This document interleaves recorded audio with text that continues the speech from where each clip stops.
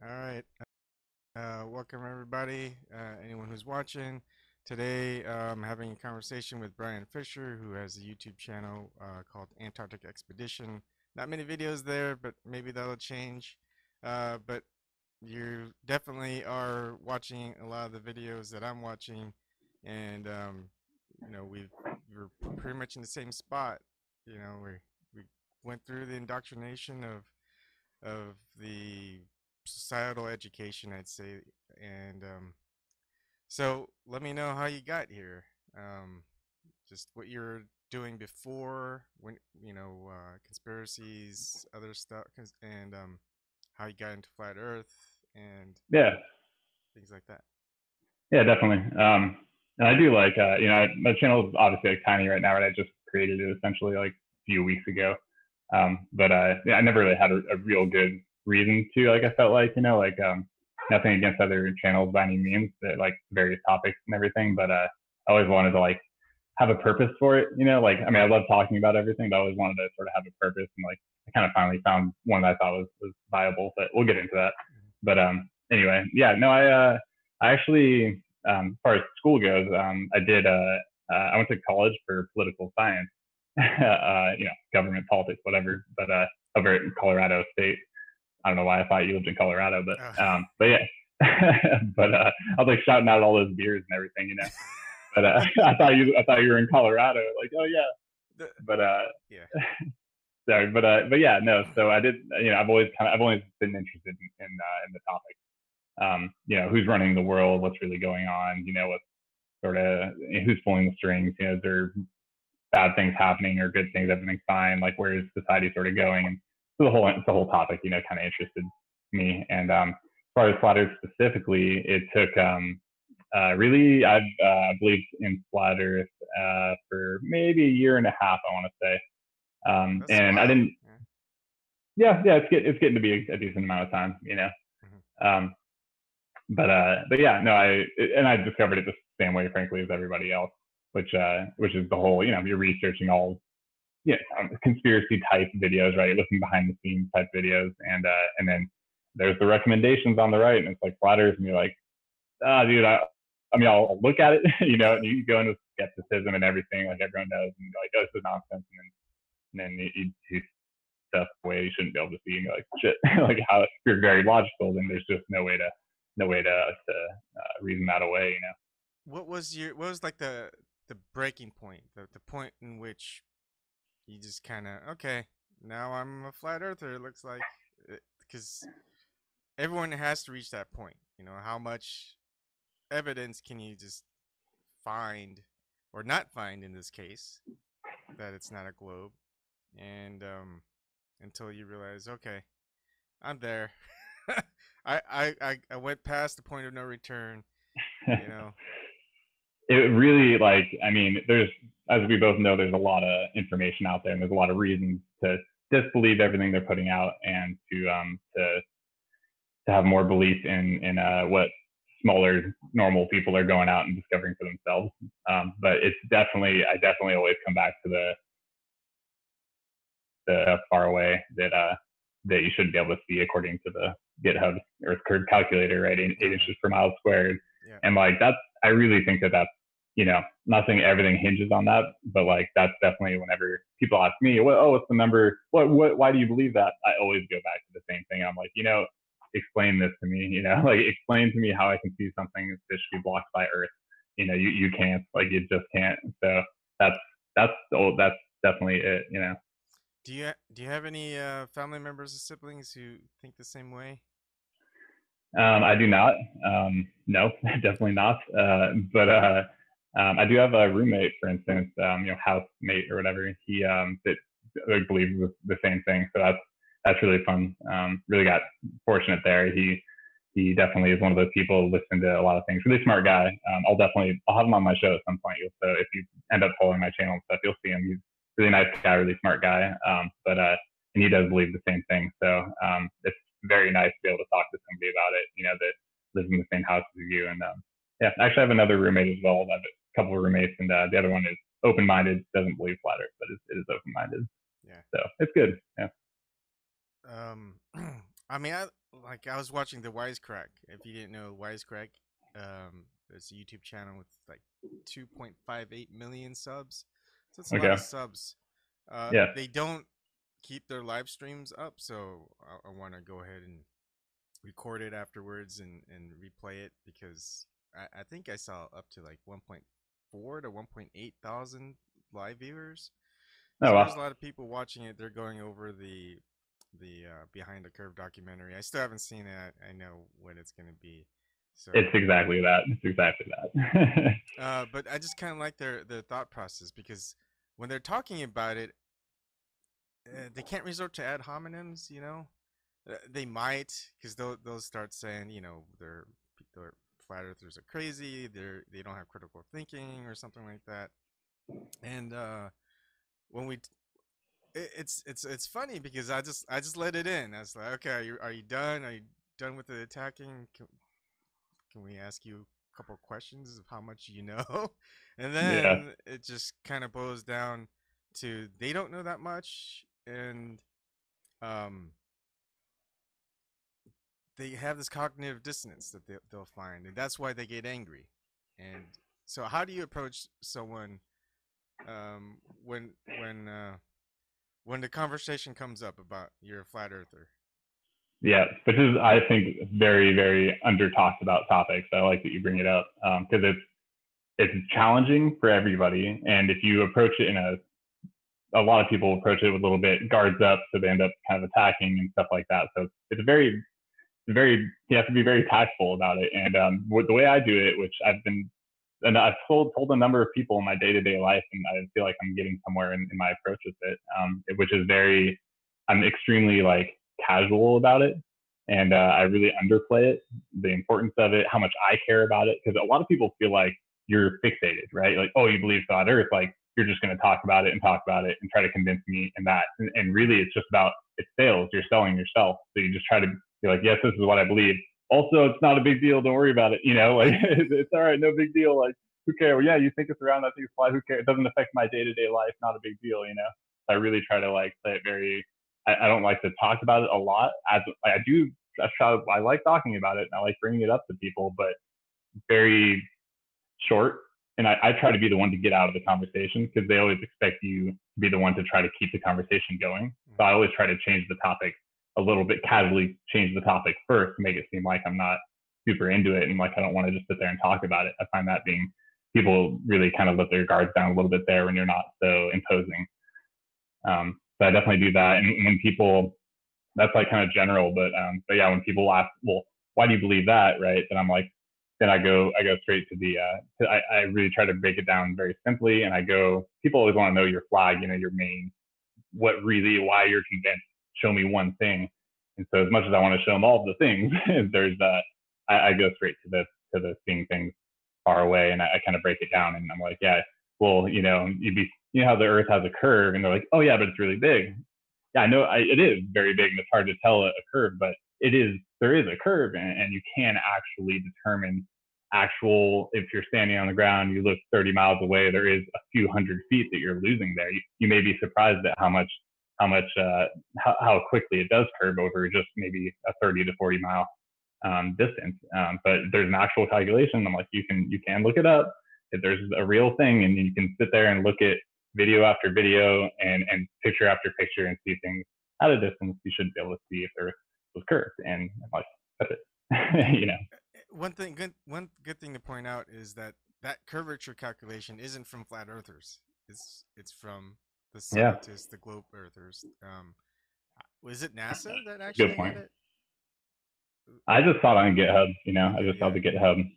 I just wondered. I have to double check on who did the initial calculations, but I mean, obviously, if it's a globe, they know the globe calculation, the curvature calculation. They're the ones providing it, and Mm-hmm. uh, it's yeah. For me, like I haven't really had the conversation all too much.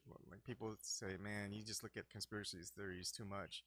And I'm like, have there ever been conspiracy theories that came true in the past? And they're gonna say yeah, and it's like, um, so conspiracy theory is just not believing in the formal the it's not formal. It's the Yeah, the line, the company line, man, yeah, like the regular.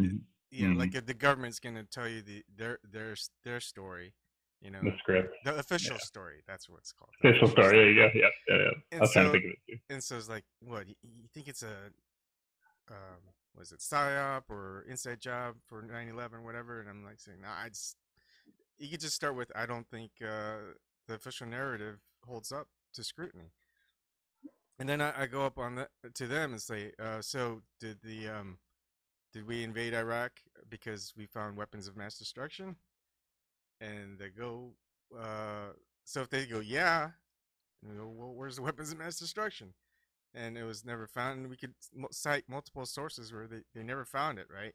But they'll still say yes, or they'll go no. It's like, well, right there.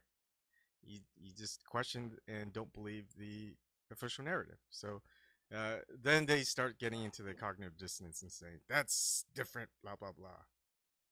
And Yeah. and it's also not about belief for me. Uh, it's been hard because I always wanted to pick something I could believe in, and I think I guess we'll start diving into it in a little bit.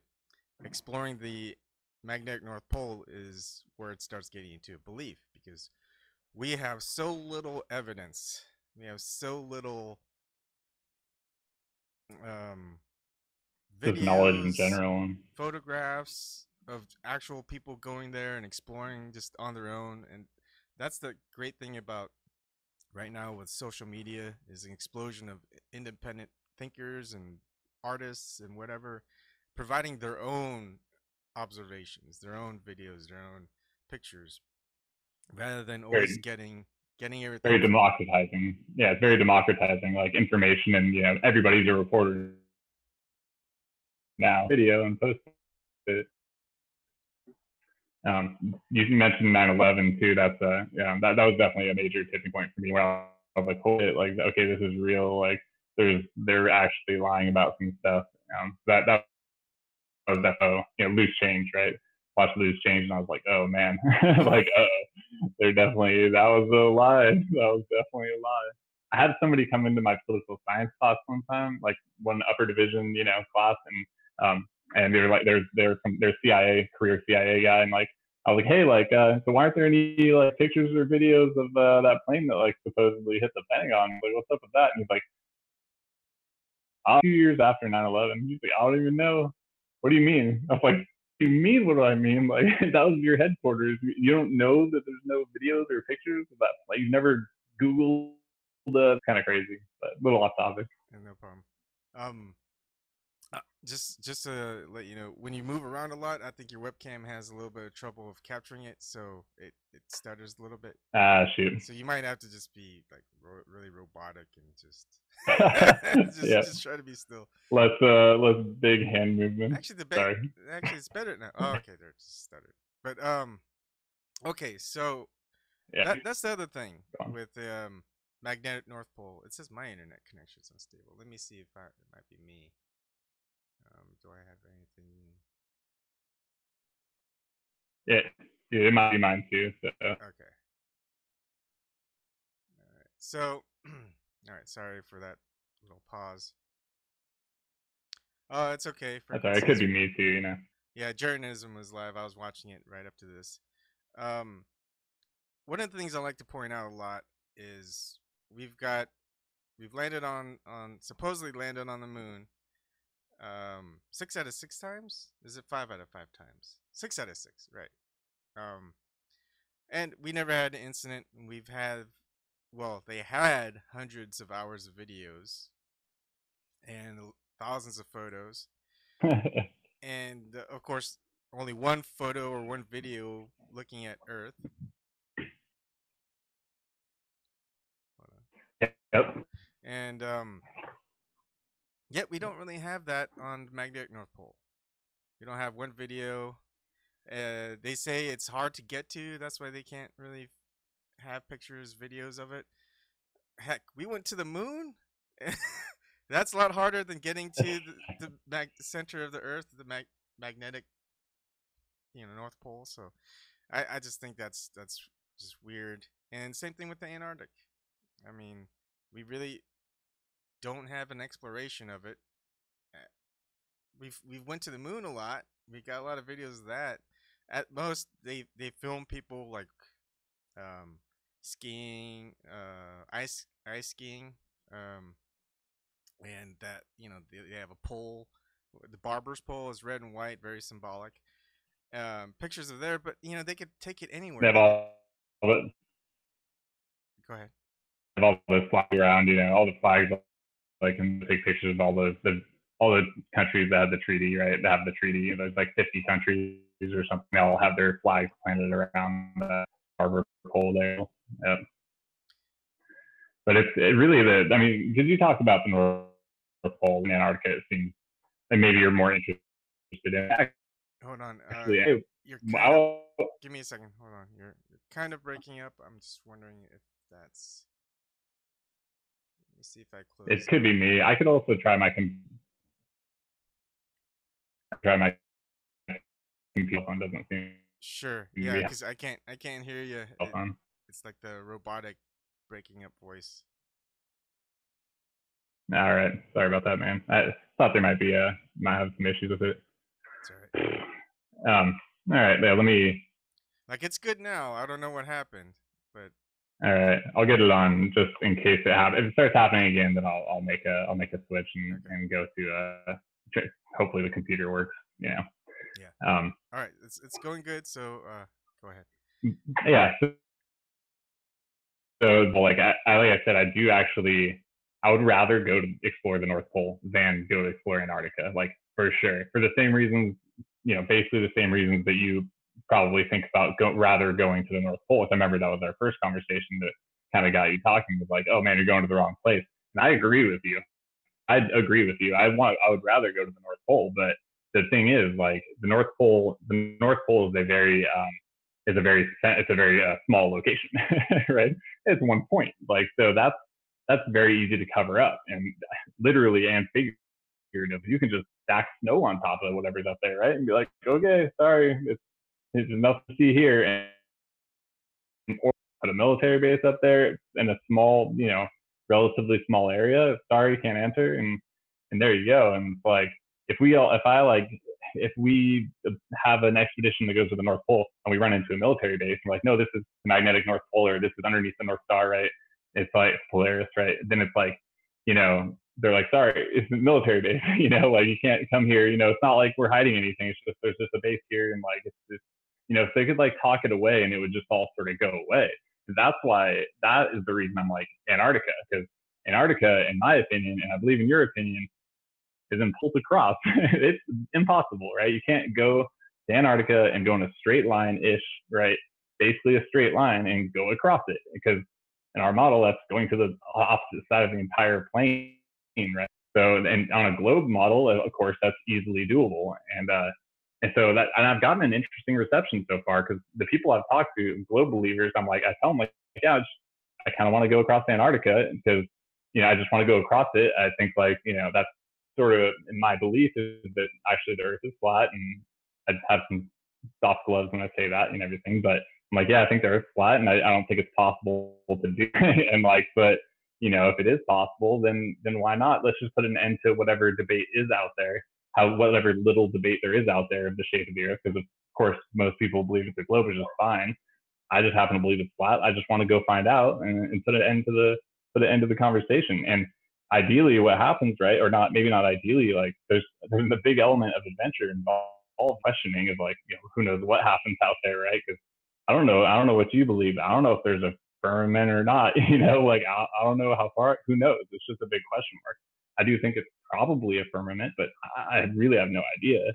But let's say that's what happens, right? You go out there with a group of people, and you hit the firmament. Then at that point, if everybody knows that it's flat, there's a firmament, and then you have the momentum and attention of everybody is like, oh, this one group discovered this crazy event. Everybody's looking at that group. We need to go to the North Pole, people, and that's how you switch it and go to where you really want to go, which is the North Pole. Which yeah. I think one one reason, as far as evidence, I think the North Pole, magnetic North Pole, might be a little bit easier to just get people to believe it. It's not really about believing it, but just take the take the actual word of whoever takes the video or pictures. Is you have a reference point. You've got the compass that you can keep showing in the video, and you've got the you got Polaris, the North Star, which you can use as a reference point. It's like this is as straight above as you can get. You know, you've got two reference points. You've got the compass, you know, if it changes directions or whichever way you walk, and you got Polaris. South Pole is a totally different story because you've got so many directions in the flat Earth model of Antarctica. And south Mhm. is just any direction away from the North Pole, and the Right. reference points are going to be. It's really going to have to depend on the constellations. At that part of, and here we can't really use a hemisphere, right? It's just going to be a little. It's weird as far as getting Well, the if reference you points. if you go south, if you go south, let me know if my connection messes up here. But if you go south, you're going away from the North Pole, right? And you're going in one, still going in one direction. So if you're still heading in that one direction, take a compass, right? It's always going to be pointing, south, right? You're going south, it's pointing away from the North Pole. You're still going to go in that one direction. Then you will inevitably hit that wall, right? Or whatever's out there. You're always going to go in the correct direction. You're going to go out there and all of a sudden start going around, right? You're always pointing away from that central North Pole location. And I really would say that that's even much easier than, because at the North Pole, the videos I've seen at the North Pole of people going up there, their compasses always go wacky. And I know, like I mentioned that to you, but it was like their compasses always go crazy. They just start spinning and stuff from the videos that I've seen. Mm-hmm. And I think that that could be a result potentially of them putting a bunch of magnets up there to intentionally mess up your compass, right, or whatever they do to mess it up. But it does seem like it kind of goes away at the North Pole. Yeah, that is a good one. Like I didn't think of it, but that does make sense if military had installations up there, especially a certain distance, latitude line, and just bury a whole bunch of magnetic lodestones or something like that, and just anyone that's trying to go up there is like, oh, I guess I reached the North Pole, but then like, that's why you need the second reference point, which is the constellations Polaris. Right. Yep. Totally accurate. And that's the challenge up there for sure. Will be that, because even you can find Polaris and go underneath it, but even that's, I mean, I'm no astrologer, right? Or astronomer, right? Astronomer. But that's still pretty tricky to find that direct under Polaris point. Like you can, you know, that would just be a little bit challenging as well, I guess. I mean, it sounds like doable for sure, but it would be like, am I right under it or am I like 100 miles off? Right? Like it's like it would just be like it would be challenging, I guess, but doable. And let's see. I think that that hard part, like as far as the stories with the magnetic North Pole, it starts getting warmer, and the stories, at least they say, it's not as cold as people say it is. It has its own type of light, is what a lot of people who've actually said they've been there and came back, as far as historical notes. And Antarctic, though, it just gets colder, it gets darker. They're saying, most likely you'll have like 24-hour night times. There's not a lot of animal life down there in the Antarctic. I think penguins is about it. It's too cold for most animals to Mm-hmm. thrive. The Arctic is almost the opposite. There's so much sea life in the Arctic. There's mammalian life in the North Pole. There's birds that migrate to the magnetic North Pole, right? But and here's another thing, like certain sayings, when things go south, right, that means things are going bad. So Yeah, true. That's yeah, that's true. And yeah, I do. Like I said, I totally agree. I think it's like I would rather go to the North Pole. It sounds nicer. It sounds like it could be a nice place. It could be this Eden right area and everything. And like I said, yeah, I would much rather go there. But yeah. I just the videos that I've seen of it, there's more of them out there and seemingly more likely to be legit. Not saying for sure, but they seem reasonably legit. And you basically have to spend like the same as it takes to go to Antarctica, which you got to spend like 10K or so, depending how you want to get to the North Pole. If you want to go by the boat that they usually take the icebreaker, then that'll get you there. But supposedly there, it's not really like who knows where they're actually going, and they end up at some random place. And you jump off on some ice and then hop back on the boat, and I'm sure you're not allowed to just break away from the from like all the people and just go do your own thing. So it's a huge financial challenge, and it sounds like they really, if you want to go independently explore, then it's even a more major financial and time-consuming operation.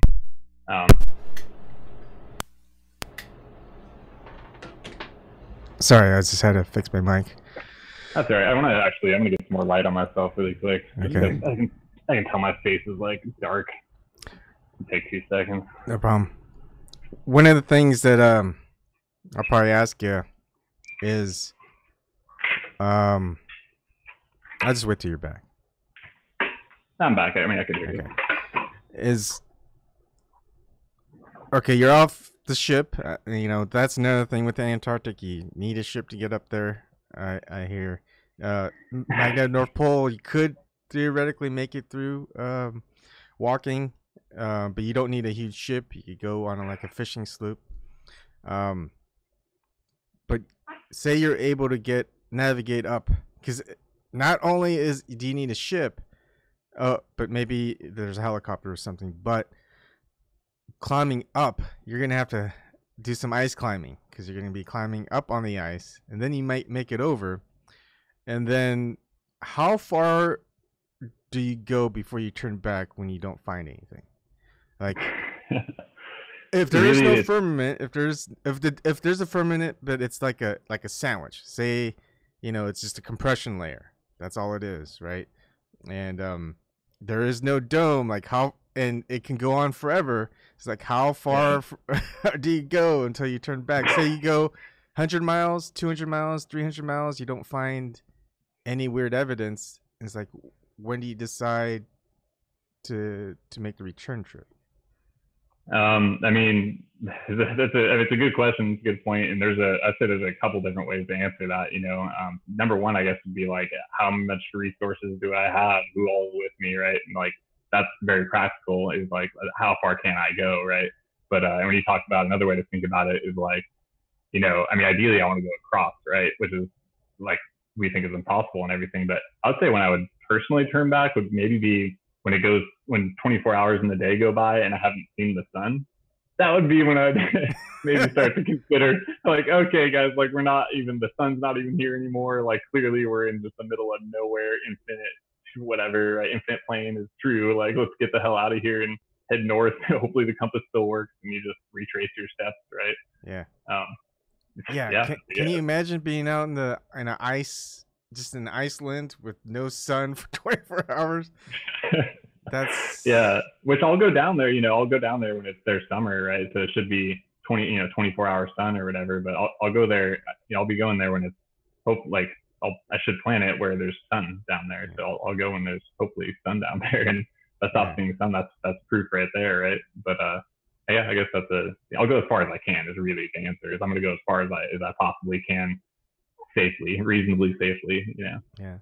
And there's an issue with going in groups. Same thing with the magnetic North Pole. That's why I like to say I'd rather go alone, because if you go with someone else, all it takes is one little injury, one sickness, whatever, with that entire group.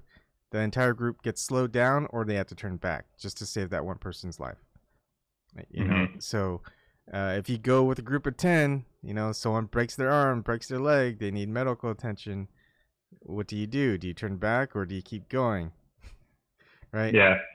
And who knows, right? Who knows what the situation is? Obviously, safety is going to be paramount, but yeah, I would say, like, when I hear that, I'm like, oh, just send like most of them back with the guy and get them back safely, and the rest of us, the more, whoever else is going to come on with me, and like, let's go.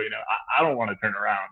Like, if it ends up being just me and everyone has to take their injured people back, I'll just keep going myself.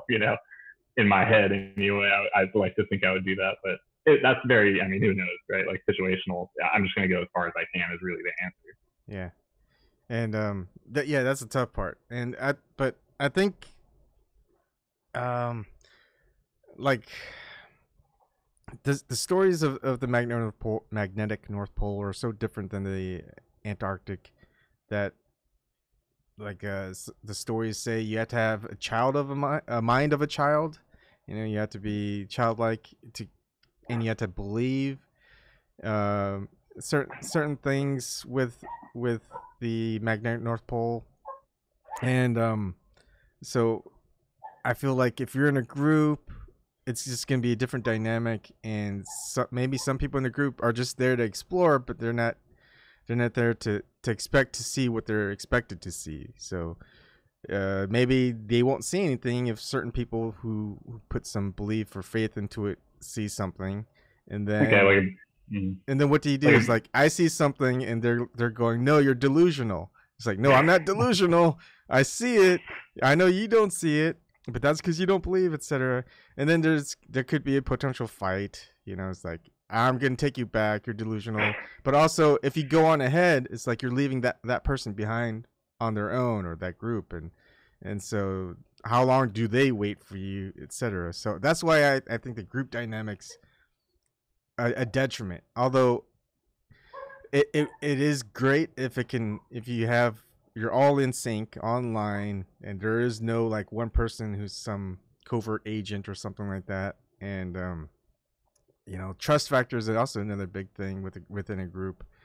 So it's I don't know, there's just a lot to watch out for, but the thing is solo journeys are more dangerous. way more dangerous. Yeah. I'm definitely, yeah, I see your point. I mean, you make valid points, but I would be going with a group. I mean, some people in some sports, for instance, like it was like um, uh, what's it called? What's that skiing called where you're doing the Cross country skiing. Great, thank you. Cross country skiing. They have like they'll do events and stuff where they'll have a team, right, of like 4 people, and after like a quarter of the way, the number one guy will peel off. The guy breaking trail, the hardest job, right? The guy in the front will peel off, and then the next guy will peel off later, and the next guy will peel off later. Yeah. So you could go with a group and do the same mentality, right? It's like you go 25% in with everybody, and then they leave their supplies, as many supplies as they can, all the good stuff with you, and you try to go farther, and you kind of operate like that. That could be a good strategy. A relay system too. My thoughts was someone sets a base camp every 20 miles. So if you're in trouble, you just go back 20 miles. You could probably reach that in half a day. And so you have someone who goes, I don't really want to cross the entire Antarctic, but we'll set up base camp. We'll have a lot of supplies. We'll be nice and warm with heaters and everything else. And so they're there near the edge where the Antarctic Ocean is, and then from there people go another 20 to 50 miles south, and someone else sets up base camp saying, yeah, we'll stay here for a little while, see if you guys see anything. If you do, just let us know, and then we'll track up whatever. So you have this just kind of a relay system. Yeah, it'd be nice to have multiple camps. I agree. It would be more than like 20 miles though, because that thing is Antarctica supposedly is like, what is it? It's like 2,500, maybe 3,000 miles across, something like that. I could be wrong, 2,000 to 3,000, maybe 3. But so it'd be, that's you'd have to set up camp like every 500 miles or something like that. It would be more realistic. And there's so many more challenges. I mean, we're talking about stuff that's fun to talk about and it's interesting, but there's so many challenges, and it's going to be how many people do I have involved in this is gonna determine a lot. And how much financing do I have, and how exactly, I don't even know how I'm gonna be moving, right? Like ideally I get a sled, right, a snowmobile, and you freaking just wreck across, right? Just bring a bunch of gas and just rip it, like, and why not? Like they should let you do that. I've seen videos of them taking a snow cat, a big old snow cat across the Antarctica in the video. It's like, well, why don't I just take that same route? Why don't you let me do that? Like, what's up with that? But if it turns out that I have to take a slower route, like by my own legs and cross country ski, across, or, potentially throw them on my back and do some snowshoeing part of the way, then it's really however I can make it happen. And it's because this is so long from now. I mean, I have 4 subscribers. Like, when I hit 100,000, if that ever happens, if that day comes, that's when I'm leaving. And so like, there's a lot of time between here and now and then. There's a lot of people, a lot of conversations I'm gonna have, like I'm having with you, where I'm gonna gain a lot of information and probably change my my approach. So like, it's definitely going to be a work in progress, but in the end, it's you hit 100,000, we're going south. Let's see how far we can get. Let's try to go across if it's theoretically possible. But, I mean, I think it'd be good. It'd be if it could gain traction. I mean, if you could get 100 people or even 1,000 people to go on a public expedition to Antarctica, you do the formal requests. You've got the itinerary, all this other stuff, and but the thing is, I think if it's gonna be that big, they're gonna know, and they'll either say no, you can't, or here are your restrictions. And it's like, are you? They will know. They will know. You're right, and you're totally right. And I expect, and a person who believes in the globe, most of them, when they brought up the same thing that you just did, they like, nobody's stopping you. Like, there's no government agency is going to stop you. Why don't you just go find the edge? Like, you hear that a lot, right? Like, go find the edge yourself. Why don't you go to the edge? I hear that a lot, and I'm like, I'm trying. Now I can say like, yeah, I'm trying, and I do think that having, I didn't pick 100,000 out of nowhere, right? Like a lot of the flat earth influencers, right, or whatever, like main people, right? Like Jaronism, for instance, right? He has like 170,000. So it's like I'm picking a number that's very realistic if people in the flat earth community jumped on board. It would happen tomorrow, right? If all like I'm just picking a realistic number, and it's an amount where like everybody in the flat earth community would be watching, and so that would be enough to where it'd be like, okay, I'm getting a lot of support from a lot of different people. I'm getting a lot of quality ideas. Hopefully, it's taken some amount of time to build up. And whatever. I don't know. I like that number. I think it's very realistic and allows me time to plan and allows the whole community to really actually be involved and have a chance to join. Because, dude, right? Like a lot of people out there are like, oh, like I had one guy like, where's my backpack, man? He's like, let's go. Like, so there's a lot of people who want to come, man. And who am I to say no? Like, yeah, let's go see what we can do. And to make another point with that is because they know I'm going, right? And I totally have thought that through. I'm like, man, they're going to know, they're going to turn me around. That's what I expect to happen. It is, it sucks, but that seems likely, right? And but the issue is Antarctica has a lot of, if it's round, right, like we think, and it's all the way around Earth, there's a lot of borders. And when you have that many borders, if I go with all this group of people and we have this much attention on it, right, then somebody else is going to be maybe trying at the same time that I do in a totally different location on the planet, right? That's a good idea. The perfect distraction, man. If I'm the main crew and all the attention's on me, and there's like 2, 3, 4 other splinter cells, right, like launching out at the same time, then maybe they'll be the ones to do it, and it's great, like. So yeah, that'd be cool. Like if he can get, let's say, 50 teams all around the world going at the same day out to just explore as far in the Arctic they can with 50 teams of, say, 12 people. 12 people is a decent number. I mean, that's 600 people. That's not a hard. It can't be that hard to conjure up. But I do think that would be nice, but I also think like if it's all through me, right, or my channel, right, or whatever, and it's all in the same or whatever. Sorry, like if it's whatever, it's one cohesive group that are all like, we're 60 teams of 12 people. Let's all go at the same time. Then they're still going to track those 60 people, 60 groups all at the same time. Like the way I personally envision it is more like, I'm going with one big group or even like a bunch of groups, like you're saying, honestly, like, and we all go to different places at the same time. Okay, let's all do that. And I'm still thinking that the person who makes it is going to be the one watching it all, putting a team together all underground and not talking about it even a little bit. And they go thing but a wind up camera, so they're off grid completely, right? And like the night, and they're the ones that go out and actually can find it. Now I think that would be pretty likely. Yeah. I mean, you can always have multiple groups planning it out in the open, and then multiple groups planning it secretly. And but I didn't think that would add to the success possibility. Yeah. I agree. What are your thoughts of because I just recently heard Logan Paul sorry, Logan Paul, yeah. He has a documentary coming out soon about, I guess he explored the Antarctic, and at least to the edge. No, he saw it was I watched the video he just put out. I mean, unless you're referring to something different, but he put out a video yesterday. It's a trailer video, so it's Mm-hmm. 2 minutes and 22 seconds long. And it's he basically went to the Flat Earth conference and stuff and like explored the topic, and it's like, and he's doing a little, you know, a more because he doesn't put out trailers like ever or like very often that I saw. You know, I don't follow him tightly. You know, I don't really follow him at all. But yeah, so he's definitely drawing some attention to the video that he's going to post, which is going to be a longer semi-documentary on Flat Earth, and he goes to the Flat Earth conference, and it's definitely like the trailer's weird. If you watch it, you're kind of like, okay, he's like half being serious, and he leaves it very open, like, oh, maybe he becomes a Flat Earther, maybe he doesn't. It's kind of, you get that from it, and there's like a love interest involved, which is, you're sort of like, what? So he like get hooked up with some Flat Earth chick while he's there, kind of a thing, and like, so it's like, we'll see, you know, like he's there's a lot of like, what, you believe in Flat Earth? If you know Logan Paul, he's very like, he's there for the attention and just for the views and stuff like that. So I wouldn't expect anything real out of it by any means. But it's a major. I mean, Logan Paul's got a lot of followers, man. He's got, man, what is it, 8 million subs, I think. So that's a lot, dude. And it's definitely a major. He's a very household name, especially with like younger generations and who are all into YouTube or otherwise have at least heard of him, and then, you know, at least be putting a documentary out there.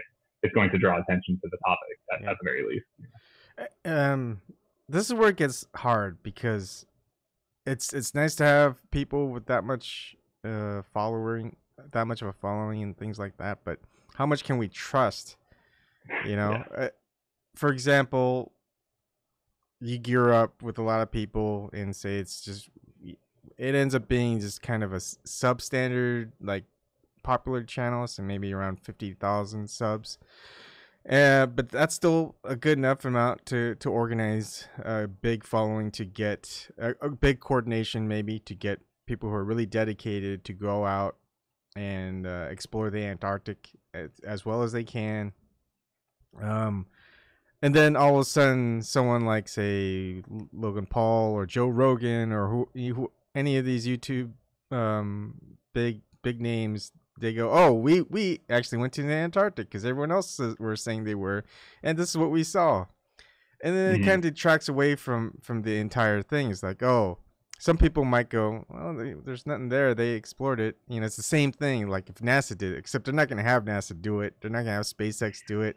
You know, they're going to want to have someone who has a popular following to do it and say, well, see, there's nothing there. We went, you know. That'll probably happen. Yeah. But all the same, right? It's like, it's the Flat Earth community that's going to be going, right? It doesn't matter. Anyone. It's the same concept. It doesn't matter how popular someone says that they're going. It has to be regular people like us to go and do it, because it's not about sending one person out there being the spokesperson, because that's how we got into this mess. You know, the whole scientism thing. Oh, we have a spokesperson for science and globe Earth. You know, if you don't have the credentials to match this guy, then you're not going to. So we're not going to take your word for it. We're going to take this spokesperson's word for it. So I think it really boils down to the least common denominators, which are just the average person, to go out there. And what's more motivating is to actually have someone out there who, we're not like super bodybuilders, we're not super in shape, we don't have a lot of money, we don't have a lot of following, but we're able to go out there and do it, and we could convince anybody out there to do it. It's like, hey, if I can do it, you can do it, you know. So I think that's also a good thing to keep. It's definitely a populist thing, and like, it's going to be, I mean, I talk about 100,000 subscribers, and dude, that's not that much. Like, that really means like a realistic following of what, like 5 or 10,000 who are actually following up on videos and stuff like that, and people who are actually going to get involved, right? Who are actually like, oh yeah, I'm young, I'm like strong enough, I have the time, I have the money, I have the resources, I'm motivated enough. It's going to be a pretty small number of people, I think. Even with 100,000 subscribers, it wouldn't be a big expedition. You know, I really don't think, even with that many, me inviting anybody who's physically reasonably capable enough to try, that they're welcome to come. And I really think it's going to be still, I don't know, 100 people or something, right? Like, they would probably be committed enough to do it. So, I don't know. Like, and that's just day-to-day people, right? Those are people who are like, I'm into Flat Earth. I do believe it. I want to go find out for myself. I don't have much money, which I don't, dude. Like, I don't have much money or anything, you know, but but I am fit. You know, I'm 32 years old and like super young enough and fit enough to be like, oh yeah, like I can give it a real shot, and like, and I fully intend to, you know, if and when or whatever, right? If I hit 100,000, then dude, yeah, I'll be giving it a go with whatever limited funds I got and credit card space or whatever the hell. Like I'll be going all out for sure because it's be exciting. And what's good, I hope the younger generation wants to do it, because I think what's innate in just humans is the curiosity to explore. I mean, as kids, we always explore. Our imaginations go wild.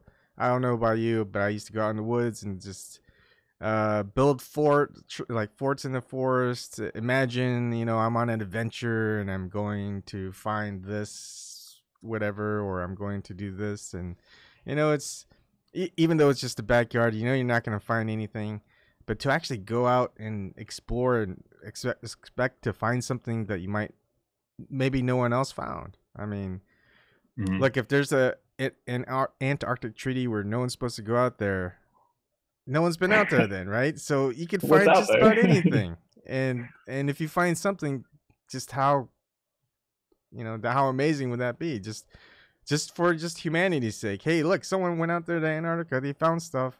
Maybe we should revisit this treaty that all these countries have, and let's go explore more.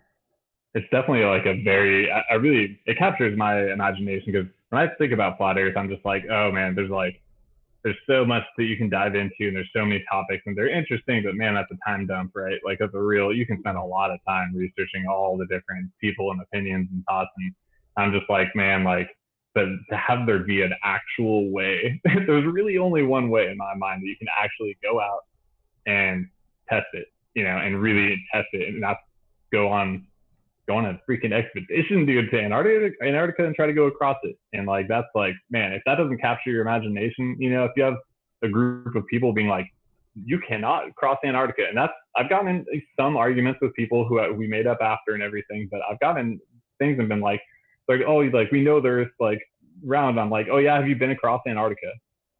Have you gone across, flown or whatever? Have you gone across that continent? And it's obviously the answer is always no. And I'm like, yeah, exactly, dude. Like, because you can't, because it's impossible. I'm like, I have been to every single continent in the world, minus Australia, but I've been to every continent in the world, man, but I have not been to Antarctica. Why is that? Like, why is that, dude? Like, why do you think that is? Like, why do planes not fly over that, that continent, right? Like, and we, that's a whole topic to itself, right? Planes disappearing in the southern hemisphere and everything. But yeah, it's like, man, and I've gotten people like, I've talked to some people at my work, and I'm like, and there's like, some younger, 25-year-olds and stuff. And I talk to them and I'm like, yeah, I'm trying to, yeah, I do think they're flat. Like, they know that and stuff. And I'm like, chill about it. And I'm like, yeah, like, yeah, but what do you like do with that? I'm like, well, like, there's really only one thing that I want to do, and that's go across Antarctica, because it's impossible. I'm telling you, it's impossible. It's not what they say. It is impossible to do. What's up, dude? You want to come? Because I'm trying to go. And like, they're like, yeah, like, what do you mean? Hell yeah, like, let's go explore that. So it does capture people's imaginations and motivations, because like, shoot, it's the last, other than the North Pole, right? The North Pole, it's like, kind of, you can go across it and they can hide it, and all of a sudden you get nothing out of it. But Antarctica, it's impossible. Like, right? It's impossible. You cannot go across it. So it's like, let's go find out what's out there. Like, yeah. Who's coming with me? Who's willing to really live, right? To really live. You only live once. Let's go do something big. Let's find out the shape of where we are. Like, and a lot of the motivation to kind of take it to another level is like, what are they hiding, right? Like, this is all fun and games. It's exciting and it's very interesting and all this, but the reality of it is like, man, like, the people running the world sure seem to be kind of messed up and evil and all that, or whoever it may be and whatever. But what are they hiding? Because it's probably some pretty nasty stuff. And if you go and find out that they're lying about the shape of the Earth, you could really expose some real horrific stuff that could very well be going on. And that's really like, that's pretty motivating in itself. I'd argue, because that's pretty could be very, very impactful. I think, possibly to a lot of people. Yeah, I mean, it's one of the biggest lies that they kept going with. So obviously they're hiding something. And as far as exploration, like, I always wanted to be an astronaut. I always want to explore space. But the Same. thing is, that's not going to happen in my lifetime. It's not going to happen in my kid's lifetime. And you know Nope. what? I don't think it's going to happen in anyone's lifetime anymore. But Nope. but look, we flew up. We were up there up in the 60s, late 90s. We were up on outer space, right? So was it 60, almost 70 years now, and no ordinary Joe can go out into outer space, like at least how they show it in movies or in NASA. But we can travel and explore the Earth. You Yep. know, anyone can go and explore any part of the Earth. The only thing that stops you is the control mechanisms, right? The governments, bankers, they're probably not going to fund it. Religions, I guess they don't really care as long as you keep paying their tithes, whatever. but there's always seems to be some form of controls. Like, why do you want to go there anyway? First, it's more like, hey, there's Disneyland. You could go to Hawaii. Why would you want to go anywhere cold first? And then it's more like, oh, we there's restrictions there. You're not allowed to go. If you want to do something, like you can go on this trip. It's a cruise. It costs like $6,000 for a Yeah. 10-day The money, trip. dude. Yeah, it's like, It's how am I gonna really get six expensive. thousand dollars? Yeah, It's and crazy expensive, dude. Flights to Antarctica are like 10 grand just to fly there. It's like crazy, dude. yeah. Uh, so that's the monetary control. Is you can't get. It's hard to get past that just to even book It is. a trip like like a restricted trip. Now you're getting into territory of you're going to bypass the restrictions, and if you bypass those restrictions, you can probably get around the monetary control. You can find someone, maybe a flat earther who has a yacht, and is like, "Hey, I've got a yacht. I can probably fit like 5 people. You know, it's not a lot, but I sail around like people who sail around the Bahamas, maybe like Yeah. the coast of maybe Argentina or something like that. So it's not that much out of the way to get to Antarctica as far as the maps look, as far as from Argentina all the way down to the Antarctic. I'd say it'd be like a day trip, really. Yeah, I do think along the same lines that like that the way that whoever comes with me is going to get to Antarctica is probably going to be like small vessels and like pitching guys a few bucks to get small vessels to go across to get a bunch of people across, or somebody with a big boat. That I just see it being possibly like a boat situation. Where that's the way to get across that little gap there between the southern tip of South America there in Argentina to just hop over to Deception Island there, right? I don't know if you Deception Island, but just to get across over there, it's like who knows though. But I do see both being a possibility. Ideally, I just fly, just like just fly there, right? Like Yeah, just fly there and like and just bring your supplies and then just go, and there should be nobody stopping you. There should be no big deal, and like I'll apply for all the permits and everything. And if they deny me, I'm just gonna go anyway and let them turn me around. That's all you can really do. Like, but where there's a will, there's a way. And it's like just go, just go. And if they turn me around, and there's no other sleeper cells around that aren't like going, and if we just get turned around. If that does happen, then mm-hmm. at the very least that brings a lot of attention to it. Why did all these people have their entire goal to spend all this money and time and effort just to go across this one continent, and they were turned around? Yeah, It's like that really, that'll get some people wondering, and right? it And then I'm just gonna try it again. So and it'd be interesting to see who turns you around. I have a feeling it would be more likely the U.S. Navy on their patrol ships. pure, but yeah, I've been in Navy. I somehow think that a lot of our practice uh, missions out in the seas, I think they were just patrol missions out near, like the Antarctic, maybe. huh.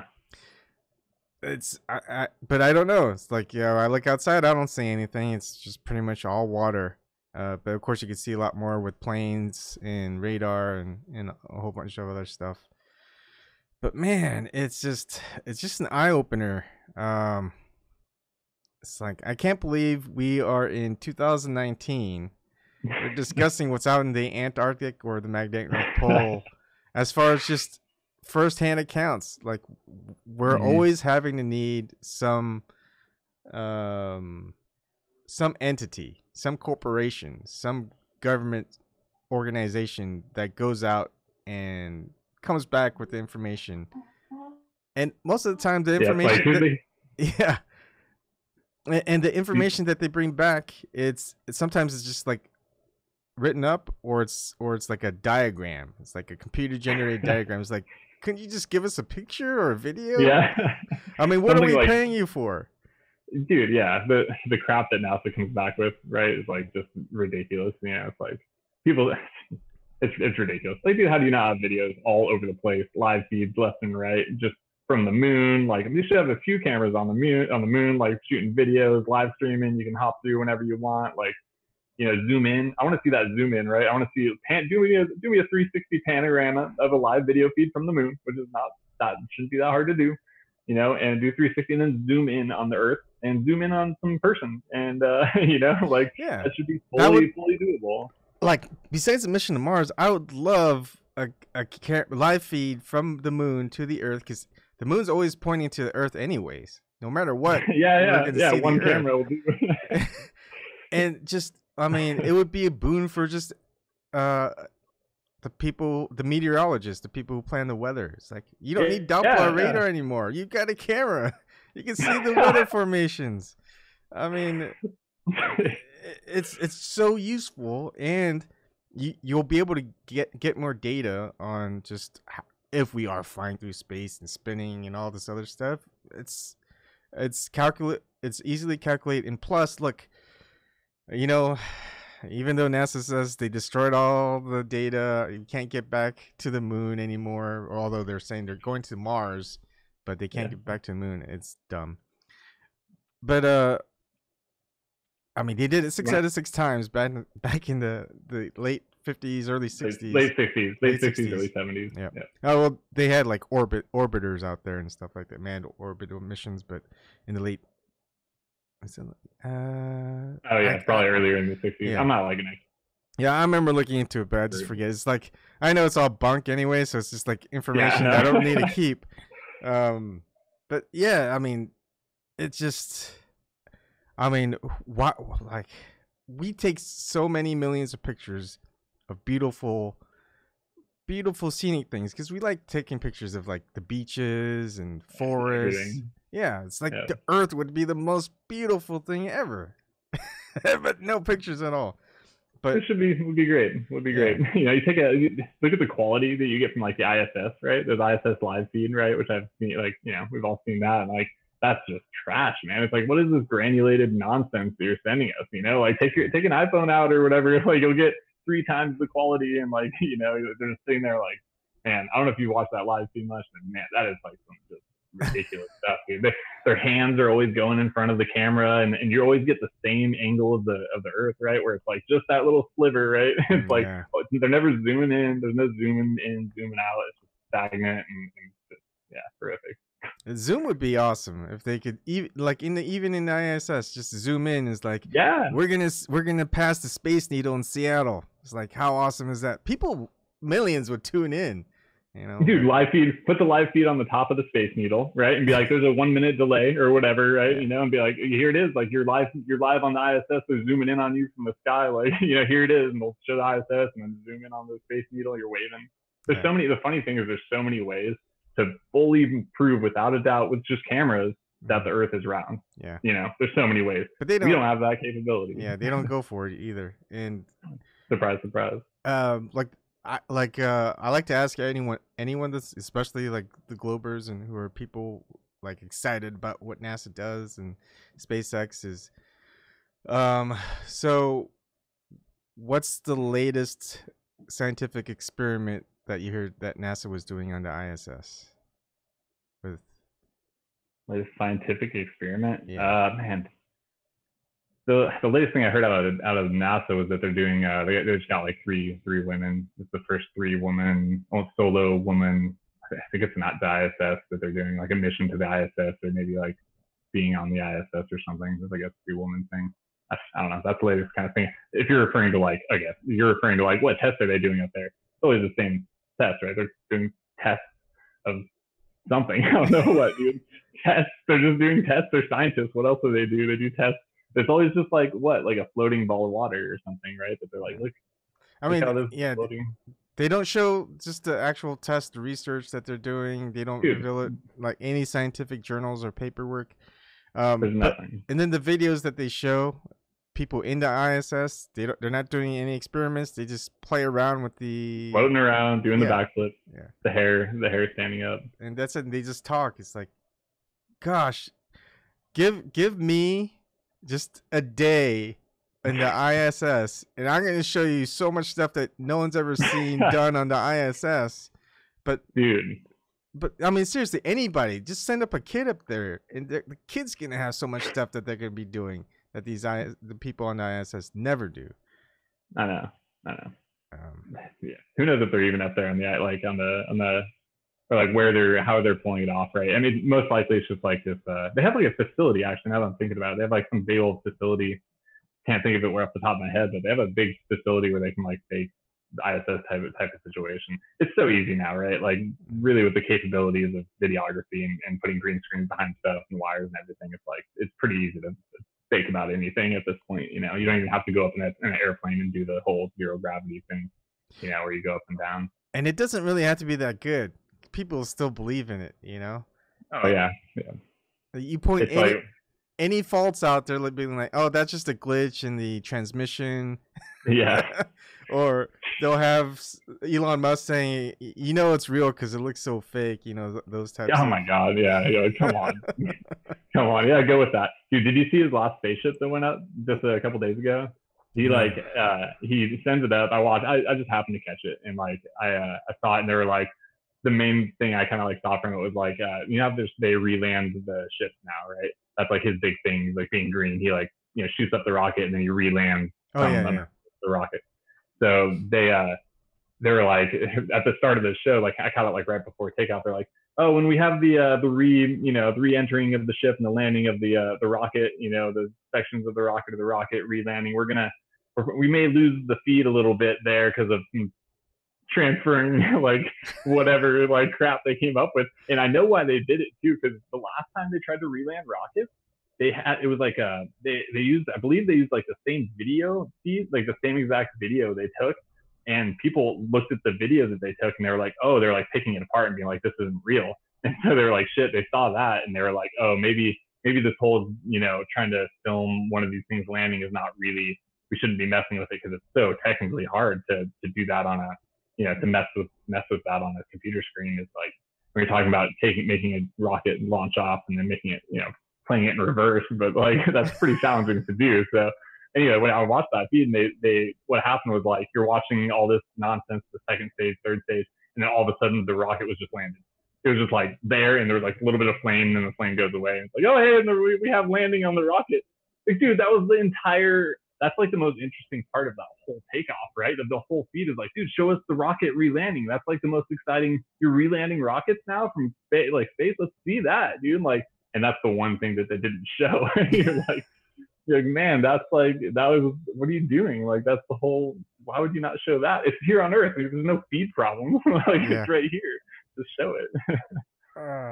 It's, I don't know, man. It's so hilarious and sad at the same time when you think about it.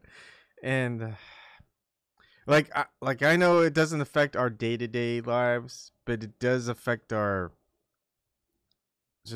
trust factor. It's like, we know we're, and the same thing when I was talking with Slick James Johnson. It's like we have to live with this system. We're slaves to it. You know, the monetary system, the religious system, the governmental system. It's something that we just have to do. Otherwise, we get screwed over royally. And it's not just them doing it. It's just the peers, our peers, the people who we're just waiting for to wake up and stuff like that. They're the ones who are just controlling us in the name of these institutions. And yeah, it's definitely, I think like one problem is like, you know, one challenge is like, you know, when I watch that rocket launch and stuff like that, and I'm not going into work talking to people about it and stuff or anything, but like I work with like, you know, there's a bunch of people in the area, there's cooks, there's a lot of cooks around where I work, and like I hear them all talking about, oh man, you hear that, you see that new like SpaceX rocket launch that went up at this speed and this altitude, and it was crazy what they did, and they landed, and I'm just sitting there like, I don't want to sit here and be like, yo, you're bullshit, dude. Like, that didn't happen. You're an idiot, man. Like, it's like, so it's kind of tough because it leaves you out of conversations. You're like, you don't want to interject and be like, the guy naysaying everybody and being like, you're nonsense, but like, so you're not going to join in and be like, yeah, that was awesome or something either. So it does, puts you in a socially awkward to not, there's really nothing you can say without looking like a big. And if you say something negative, next time someone talks about it, they see you coming and they're gonna be like, hey, did you see that game? That basketball game is like, they don't want to talk with that subject matter with you around. Yep. There's a lot to it. You really have to step carefully. So like, but it's a fun challenge too, because it's like, if you really have to be on your game to pull off to be socially accepted and believe something like flat Earth, you really have to kind of watch when the topic comes up and how you're approaching it, making sure to be really aware of people's reactions and feelings, not being overly aggressive or stuff like that. One of the things I like doing is just, people get excited with space because they think they can go up there. And it sucks being the person to disappoint them that they're not going to be up there, but they get so serious that we're going to go to Mars one day. They're having I think they mentioned like a reality show like a decade ago saying you could win a chance to go to Mars or something. Sounds familiar. Yeah, and I don't know what happened to that. I think it just got dropped. And it's like, I'll make a bet with anybody who thinks they're going to go up to space in their lifetime. Not going to happen. However much money you want to bet, let's wager. Name the years, 10, 15, 20 years. I'll be alive by then. Our crew interest on that bet, but it's people think they're going to go up to space. I thought I could go up to space because I was like, dude, it's in the 90s, 2000s. We went to the moon 50 years ago. Our technology is going to be better. We're already thinking of going to Mars. It's like, where do we sign up? There's nowhere to sign up. You have to have millions of dollars to take a trip out there. The only thing that I've heard of is maybe a mention of sending a colony to Mars. It's a one-way trip, and they won't have another colony for like another 20 or 30 years. But I think it's just like a death sentence. They're just going to... They just send them out to die somewhere, and then they just go, hey, look, we got 200,000 people flying on a ship to Mars. You can't hear from them again because the transmission went down over the radiation belt. And so, we'll know more in our next expedition, 20, 30 years. So who wants to sign up to go and live on Mars? Who else wants to go? We'll take your money here, and... the launch site is out in the forest here. That's gonna be the part where I'm gonna be like, no, when our kids are wanting to go on that Mars colony ship, and it's like, it's a trap. It's a trap. All I could think about is Star Wars. It's a trap. You're gonna. Yeah. It's a one-way trip. I don't know what they do to the bodies of the people who go on. But they're putting out that Mars the Mars colony right now, right? It's like every 2 years or something they're sending out another like 2 huge rockets to set up another. There's like a whole graphic on it, right? That Elon Musk put out. Like you probably saw that, right? Like every 2 years, right? They have another like launch or something. Yeah. Like, I don't know how they're going to be faking that. I mean, that's going to be funny to watch, right? They're going to, who knows what they're going to, they're probably going to build a base out in somewhere like Greenland, right? Or something like that. And just like, here's Mars. Again, like, yeah, already did that. I think they're going to probably come up with like, how we see in the sci-fi movies where you're encased, you're like in hibernation, whatever that thing is called. And so people are going like, oh, okay, I'll just hibernate for our trip to space. And all it is just like a death coffin. You just they put you in there. They poison you. You die, and then they just bury you somewhere. And it's like, we've got all these people in these cryostasis chambers ready to wake up when they're on Mars. They just put them in a coffin, give them some sleeping medication, and bury them. Right? Yeah, you're gonna go to sleep now. Like you'll wake up at Mars. They wake up and they're in a Kill Bill situation, trying to fucking hit their way out of the coffin. I mean, it's funny in just a sick way now, but like, it's gonna happen, right? I can see it. We can see it, and that's just like, oh my goodness, this is just horrible. I mean, to even think funny. that, but I don't know. It's It's gonna be interesting to see like what they kind of keep coming out with, right? Because they have all these, they're like getting pushed against the wall right now, right? Where there's like so many doubters out there, and there's a lot of people, like there's a lot of people who don't think we went to the moon now as well. Like that seems to be a growing thing as well on Earth, you know. There's more people that disbelieve in the moon landing, and in 9/11 is even more, right? You'll get even more being like that was nonsense.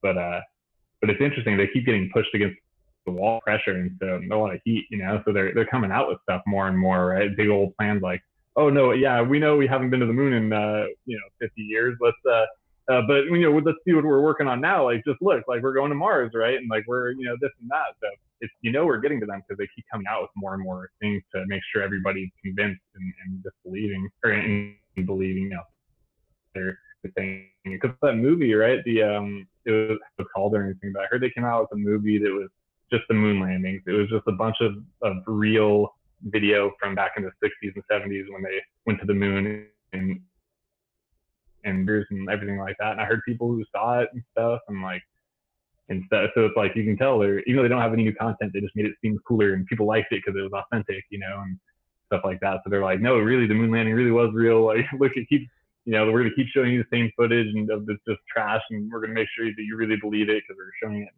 in a way that's popularly accepted, in the movie theaters and very scientists saying it's real and stuff like that. But it's interesting, the more pressure they get, they're gonna keep coming out with more nonsense, and it's gonna be funny to see what they continue to put out. Yeah. I think that is true. They have to up the ante. Like people are saying, like new generation doesn't believe we went to the moon. They look at the old videotapes like, man, that ain't the moon, and they're questioning things. So they're gonna have to have like a planned landing on the Mars and walking around and the gravity and stuff like that. They'll mess around with, and but it'll be something like, I wonder if it's just gonna be like the same thing as the Cold War buildup. It's with U.S. and Russia relations right now. It's like, okay, instead of having World War, we'll do another space race. We'll go see who can be the first person to land on Mars, and then they'll fake it, and then they'll realize, the technology that we used to land on Mars was just one-off thing. We're gonna have to build it back up again. It's gonna take 25 to 30 years. But instead of landing on Mars, we have a planned landing on like Jupiter or something like that. Yeah, you're right, dude. And they drop it. They're like, we're going to Mars in 5 years, but really it takes like 20 years, 30 years for them to actually do it, right? Like they always draw it out as long as possible, just like putting it off. Yeah. Oh, God. Dude, yeah. I know it's ridiculous, dude. I'm a little bit like getting a little off topic here, but like I was in Sacramento and they like talking about getting heat and everything, right? Is Steph Curry? He came and played a basketball game in Sacramento, and it was the first game he played after he came out and said Moonlight Rogan or where it was. But Steph Curry came out, and I don't know if you know what I'm talking about. Mm-hmm. Okay, yeah. So the first game after that, he played in one arena here, the Kings, and they put on the big screen when they announced Steph Curry. They put on the big screen a video of the moon landings, and like everybody was like, heckling, right, just heckling the shit out of them, and that was pretty interesting. You're like, yeah, there they are. Like they came out that quick, and it's interesting when it hits home like that, right? Like I literally work right across the street from the Golden One. I work at this like place that's like it's on the third floor, and you can look in the Sacramento Kings like arena. So it's right there, and like they come out and they're like heckling, making sure everybody knows what happens when you come out and speak against the status quo. You speak against, saying we didn't go to the moon. Everybody's gonna rag you in public. Then you're gonna get heckled, and tomatoes thrown at you and stuff. And that was pretty wild to see that. Yeah. That's the thing is like I ask people who think like this is for, I don't know, monetary gain or for just personal fame or something. It's like, be a flat earther for one day. See what it's like. You know, Yeah. once you go flat, you don't go back. And if it was so easy to get people back into globe Earth model, you know, it should be, right? I mean, you go back to the societal norms. People don't look at you funny. They don't think you're an idiot or a crazy person, and it's like, oh, all is normal now. You're back. You're good. It's like, I don't know.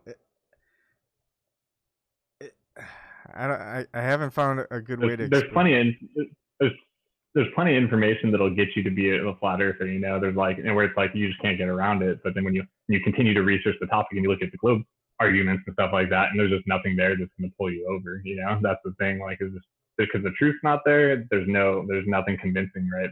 You talk to people like, oh, the pictures and the videos, and that's it, right? That's all they have is pictures and videos. And well, my response is every time I hear that, which is very common, right?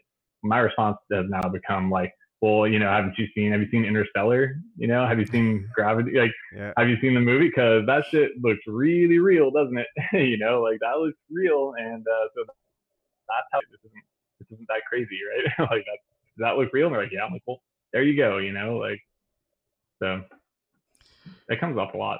Yeah, and I'm starting to just question what we're finding underwater. Like when James Cameron goes underwater in the deep ocean dives, like maybe there's even more down there than we think. And you know, they tell us, oh, we went down this far, we went in this area. We really don't know that. And they just say, well, this is all we found. And so maybe we won't go looking for there. They go, oh, you have to go that far down deep, and we're only going to find this type of life. Everywhere else is just kind of dead. But there's probably like underwater civilizations, and it's probably not even that deep. It's probably like the deepest ocean might be, I don't know, the sonar. I don't know. I've never. The thing is, that's the thing. I've never really been on I've been in the Navy, but it's not like I could look at the sonar and see how far down deep we are and all the structures. We could see when we're gonna land, when we're gonna go close to the shore and navigate through the channels, but not like the actual ocean, deep ocean. It's like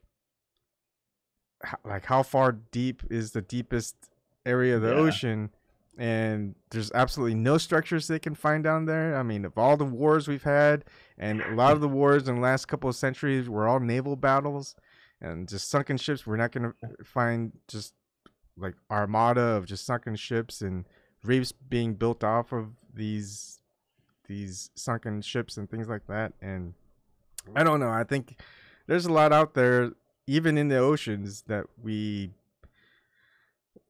probably hidden from, because they'll just go out and show us in these nature documentaries, just like in the space documentaries. And the one thing that you do notice in all these nature documentaries, they'll always show the globe Earth. They'll also show certain portions of the oceans and the Earth, just giving you like as something curved. Yeah, a panoramic view, and it's gonna be curved. And then they'll show you another scene. It's like, oh, they just didn't bother to bring their fish islands, so it's flat. So sometimes it's curved, sometimes it's flat. And but they do that with the nature documentaries, because I'm a big nature documentary person, so it's hard to. Yeah, no, I noticed that with nature documentaries. Yeah, they definitely always plant some stuff in there where they're like, oh, background here, a little subliminal message reaffirming your belief in the globe. You know, it is no big deal. Like, FYI. Yeah. And I raising kids, it's hard because I'm watching it with my kid, and I kind of have to remind her that's not really Earth. It's not a it's not a globe. It's not a globe. It's flat, but you know they're going to show you it's a globe. But that's more of like later. That's gonna be really challenging. Yeah, I was just saying that's gonna be like having kids, you know, because they got to go to school, you know, like they got to go to school and deal with. And if they're telling their friends and stuff that they're flat, that's gonna be a very tough situation to be in. That puts you in a very tough situation, you know, as a parent. You're like, man, that's challenging. You know, you mm-hmm. gotta educate them fully. You don't want them to grow up in a lie just to be accepted, obviously. Mm-hmm. But at the same time, right, they need to be accepted socially, you know. And so like they have to have a man, they have to have a lot of tact and information to be able to talk around the subject possibly. And it could be a challenging way to grow up, and potentially being ridiculed for having a parent that's earth they're going to for that probably as well. So it's challenging, definitely challenging. Yeah. Oh man, Nathan Oakley has his idea of just he's not gonna teach the just say like it's a flat Earth or whatever. I think he said he was just gonna just teach the kid to think critically and have them make up their own decision whether they think the globe is round or like a globe, Earth is a globe, or if it's flat or if there's like a firmament dome, whatever. And I think that's a good approach. It's like Yep. probably That's ask the my best daughters approach. like, what do you think and why do you think so, and how would you find out? Right. Yeah, it's the best approach, but in the end, right, like it's hard to not let your opinion kind of leak through, right? You try your best, and I agree that you should, and I'm sure you do an admirable job of it. But like it's still tough to not, you know, to really dance around the topic a little bit, you know, and like not let your opinion sort of come out, you know, and then eventually they're gonna ask, right, like what shape do you think it is, you know, and then at that point the game's over, right? Like Yeah. and it's um, yeah, yeah, but I do think that's the best approach.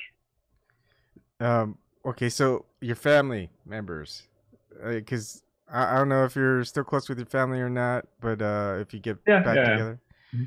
do they talk to you about flat Earth and your thoughts, and do they try to sway you back and saying, "Hey, look, we just landed a in the dark side of the moon. China did, so you know how does that happen on your flat Earth, no space?" Does it come up? Do they shy away from Yeah. it?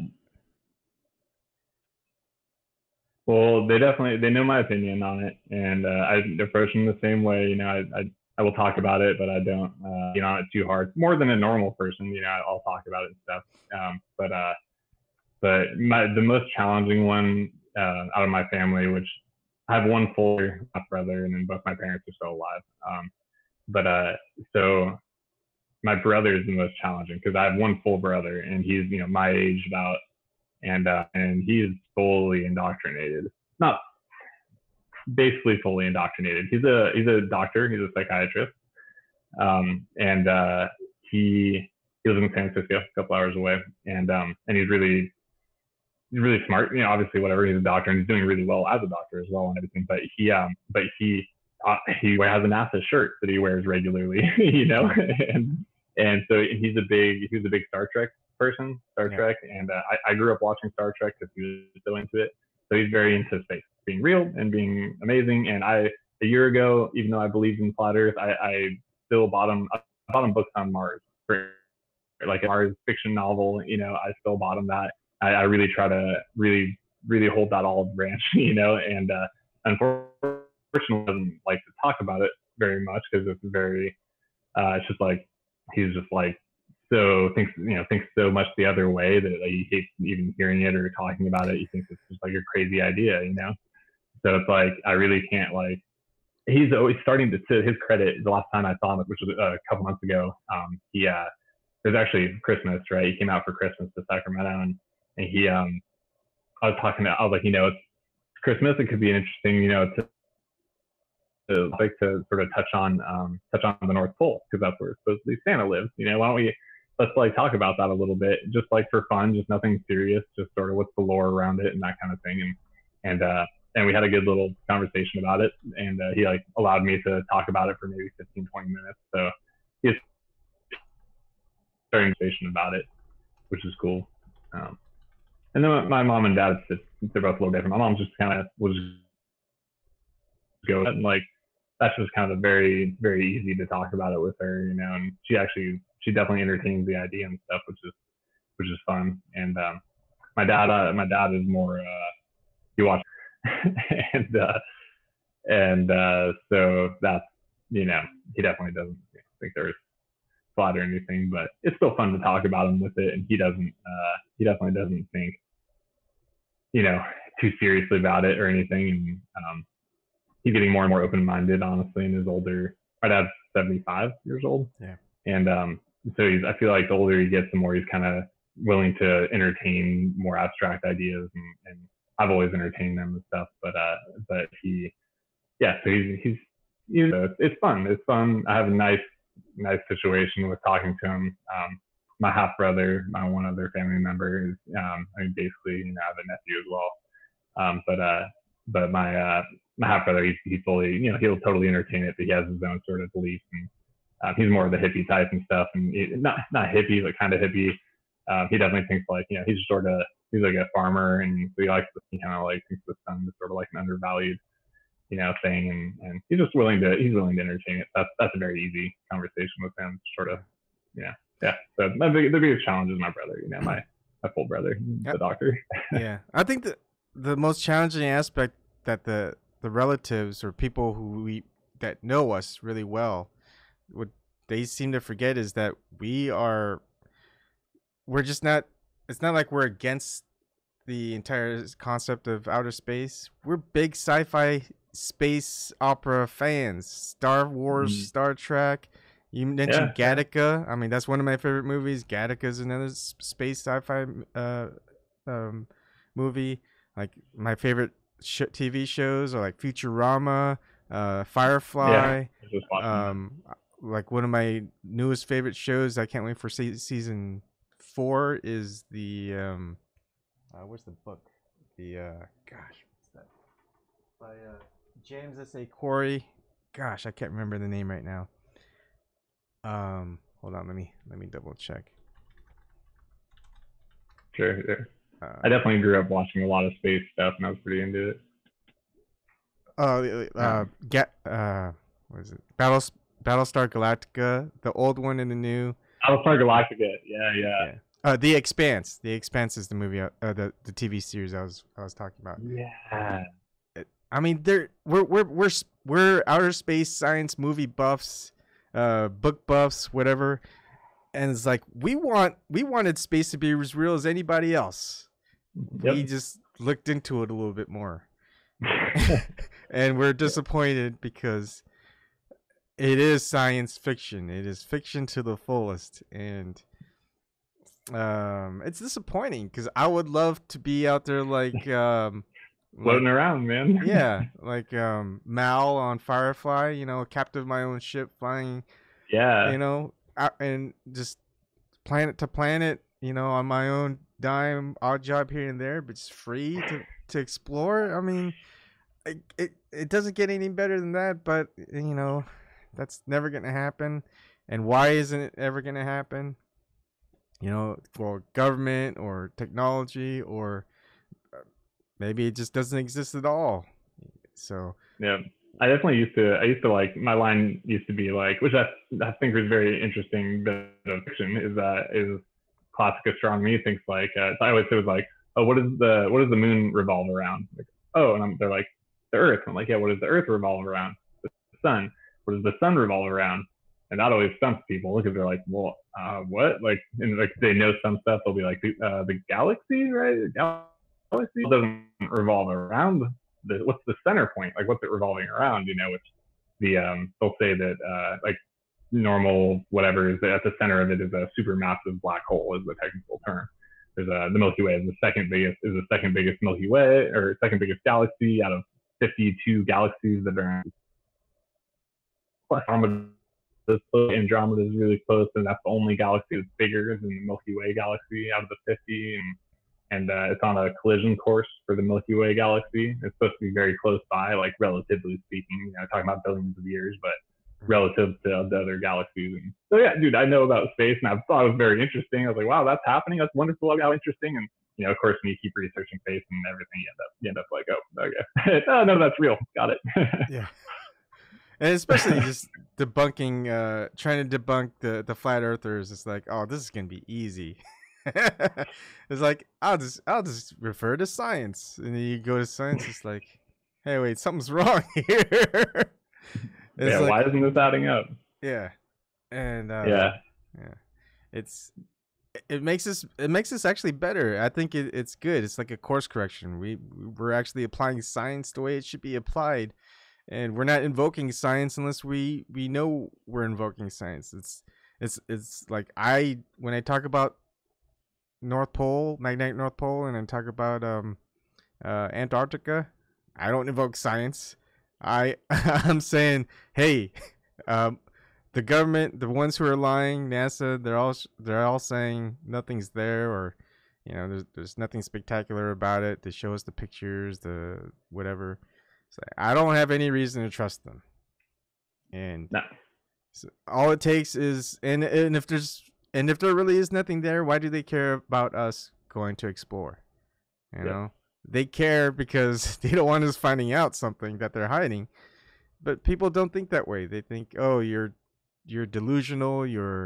And again, the ad hominem attacks. They don't think about the situation how we're thinking about it. They're just like, you're suffering from this. Here, look, here's this webpage. This is what you're suffering from. Go find yourself a cure. It's like, yeah. oh, It's thanks a true. lot.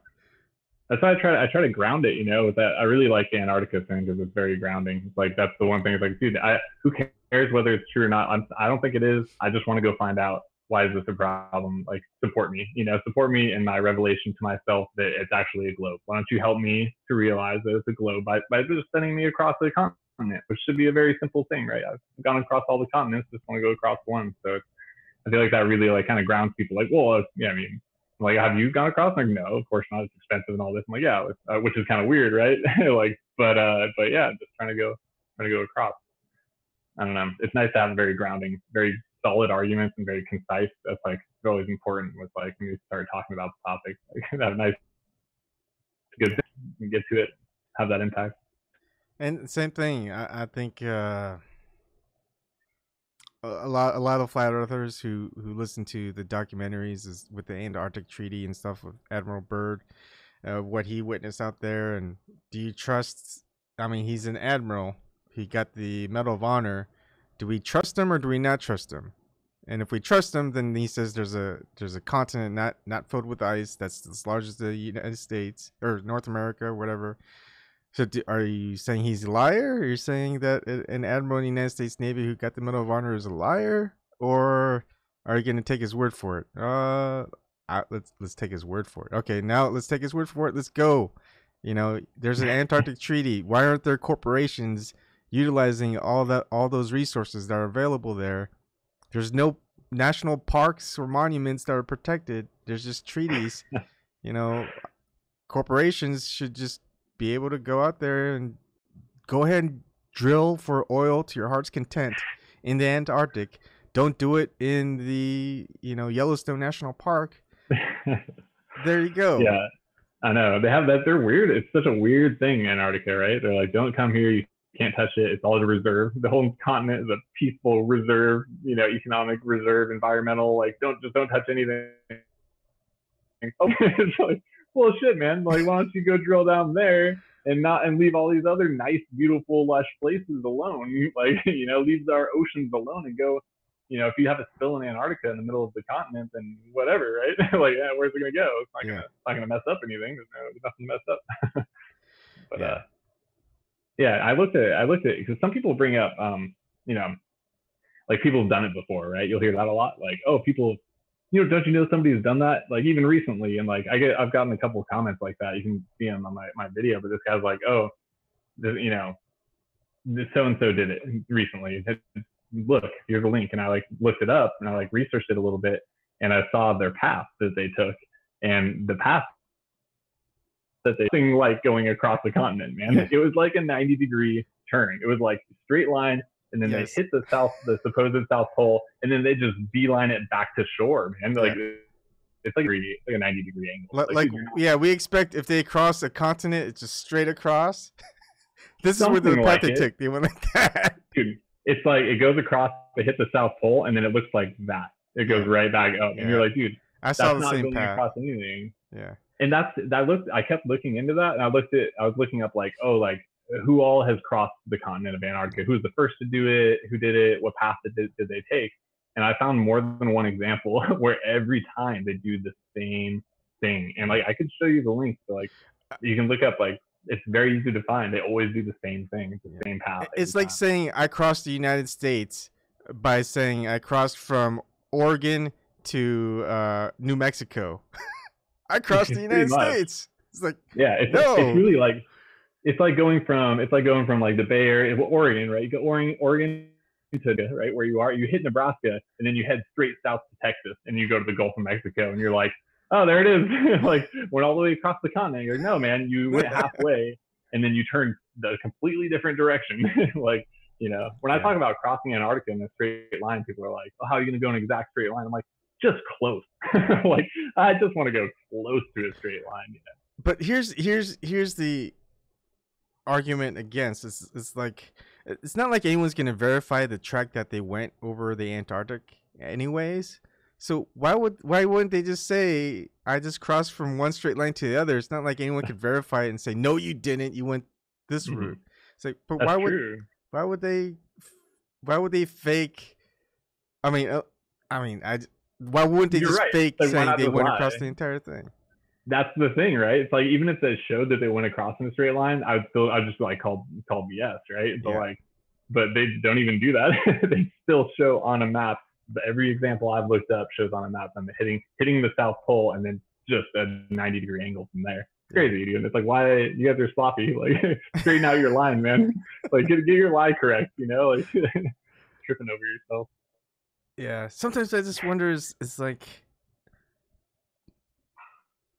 now this is getting deep. This is like deep matrix crazy simulation stuff. I mean, this is conspiracy theory territory. Even flat earthers don't really want to go down. And what if all these it seems like whatever we look into, if you really look at it in detail, it's easy to figure out it's they're lying, they're hiding something, they're but it's enough where if you look into it, you can catch it. Someone always catches it. It's like, are they not smart enough to just cover every track? Why do they always have this little one piece where they can anyone who really looks into it can scrutinize and say this is probably fake or it's bunk or they're lying or it's like not quite all the way true. It's like, why do they always leave these little breadcrumbs where it just doesn't add up? I mean, obviously they're smart enough that they've kept this game going for centuries, but why even do that? I mean, they're smart enough by now to probably have like a think tank saying, "Hey, this is what we're gonna lie to the public about. You guys want to glance it over?" I'm pretty sure they do that. It's like, "Hey, someone might catch this." It's like, okay, good. Yeah. I mean, is it like software development where it's like, oh, we know that there's bugs, but it's too it's not cost effective to fix them. It's it's let's just release it and we'll fix it in like the next version. But yeah, I know what you're saying. I mean, it could be like with a specific example of like crossing Antarctica. It's like maybe, I mean, when they should have used just as a plant, right? They should have used somebody in on it and a plant and then just lie about it. They had somebody real actually make the journey, somebody with credibility probably in the continent crossing industry, like or whatever, what I'm saying? Like somebody with credibility to have him do it, and then he knows what path he took, so they can't lie to him. So they have to publish it as it was, as it exactly was, so they couldn't lie about it. That's kind of maybe where they caught themselves, like, oh, we'll just have somebody legit do it and it'll be fine. But they're like, oh no, we do have to actually probably put the actual path. Like, oh no, like okay, we're kind of caught right now. Let's just go ahead and do that, and nobody's gonna ask me questions anyway. It'll get buried quick anyway, and whatever, no big deal. Yeah, it's but leaving those breadcrumbs, it's like you do wonder whether the breadcrumbs are intentional at times, and I don't think they are, but like, do you want us to figure this out? Because you're getting kind of sloppy about it. Like, yeah. Who knows? Maybe, I don't know what it is. Maybe there's people on the inside who's like, I know I'm part of, they're like the spies for like people like us. They want people to wake up, so they're in it. They go, let's tweak this so maybe someone will find this info and know it's not true. so they could keep looking into it. Maybe they'll wake up. Maybe that's the best way to wake people up, is just people, because all it takes is people just really looking into it. Whatever it is, just look into it, do your own research. And that's like the motto from every conspiracy theorist, flat earther, whatever it is, or basically official narrative debunker, whatever you want to call it. Is always do your research for yourself. So don't rely on anyone else's research. You can look at their research, maybe look at someone else's research, but research into every aspect. Come down with your own conclusion. And you're gonna find other people with that same conclusion, and then it's finding those people, how they came to it. That's why I love, one of the things I wanted to keep doing is connect the dots. We do our own research and then connect the thoughts. So you connected the dots. I want to find out how you got to the situation where you are now. Just, is it the same path I took? I know it's similar, but it's not going to be exactly the same. It's going to have different catalysts towards awakening. It's going to be like, you're definitely a flat earther for a year and a half. You definitely looked into you've been awake longer than I have. I'm a relative newcomer to all this. We all are. We all are. A year and a half is nothing, it felt like yesterday I figured it out, but I've definitely looked into a number of the topics on it, but there's so much, there's so much out there that's like crazy. You could really be like a highly qualified expert on the topic. Like, there's so much to know. But yeah, we do all have our own path of figuring it out. You do have to, anytime you're going to change your opinion on something, especially major, you do have to discover it yourself. You're always going to have to discover it yourself. But the whole the whole you gotta research, and that's a pure thing to say, and nothing wrong with that. But I have found that, and that's totally accurate. Like, you need to do your own research. But usually, what people will hear when you say that is generally, hey, go YouTube a bunch of flat Earth videos. You know what I mean? That's kind of, I usually don't say that to people. I try to stay away from it, because it's a very a catchphrasey thing, just do your own research, and then they're like, oh yeah, you want me to go spend 10 hours on YouTube looking at these nonsense videos and that kind of thing. And I'm like, I do try to use just a different phrase, is all I'm saying. It's I try to use a different phrase instead of do your own research. I'm just kind of look into it for yourself, man. See what you know what I mean? I just use different words because I felt like I kind of get that feeling on it. Just kind of a side note, but you do need to do your own research. Yeah. And I always love talking to other people about it, and they've got their opinions on it, and I go, that's cool. What research have you done? Go, well, I didn't do any research. It's like, okay, so I did a lot of research on it, and I could point you out a couple of things, but they don't want to hear it. It's like, I don't want to do the research on it. It's like, really, it's disappointing. Well, then you can't really talk about it then with me if you're not going to at least spend a little time looking at it, Yeah.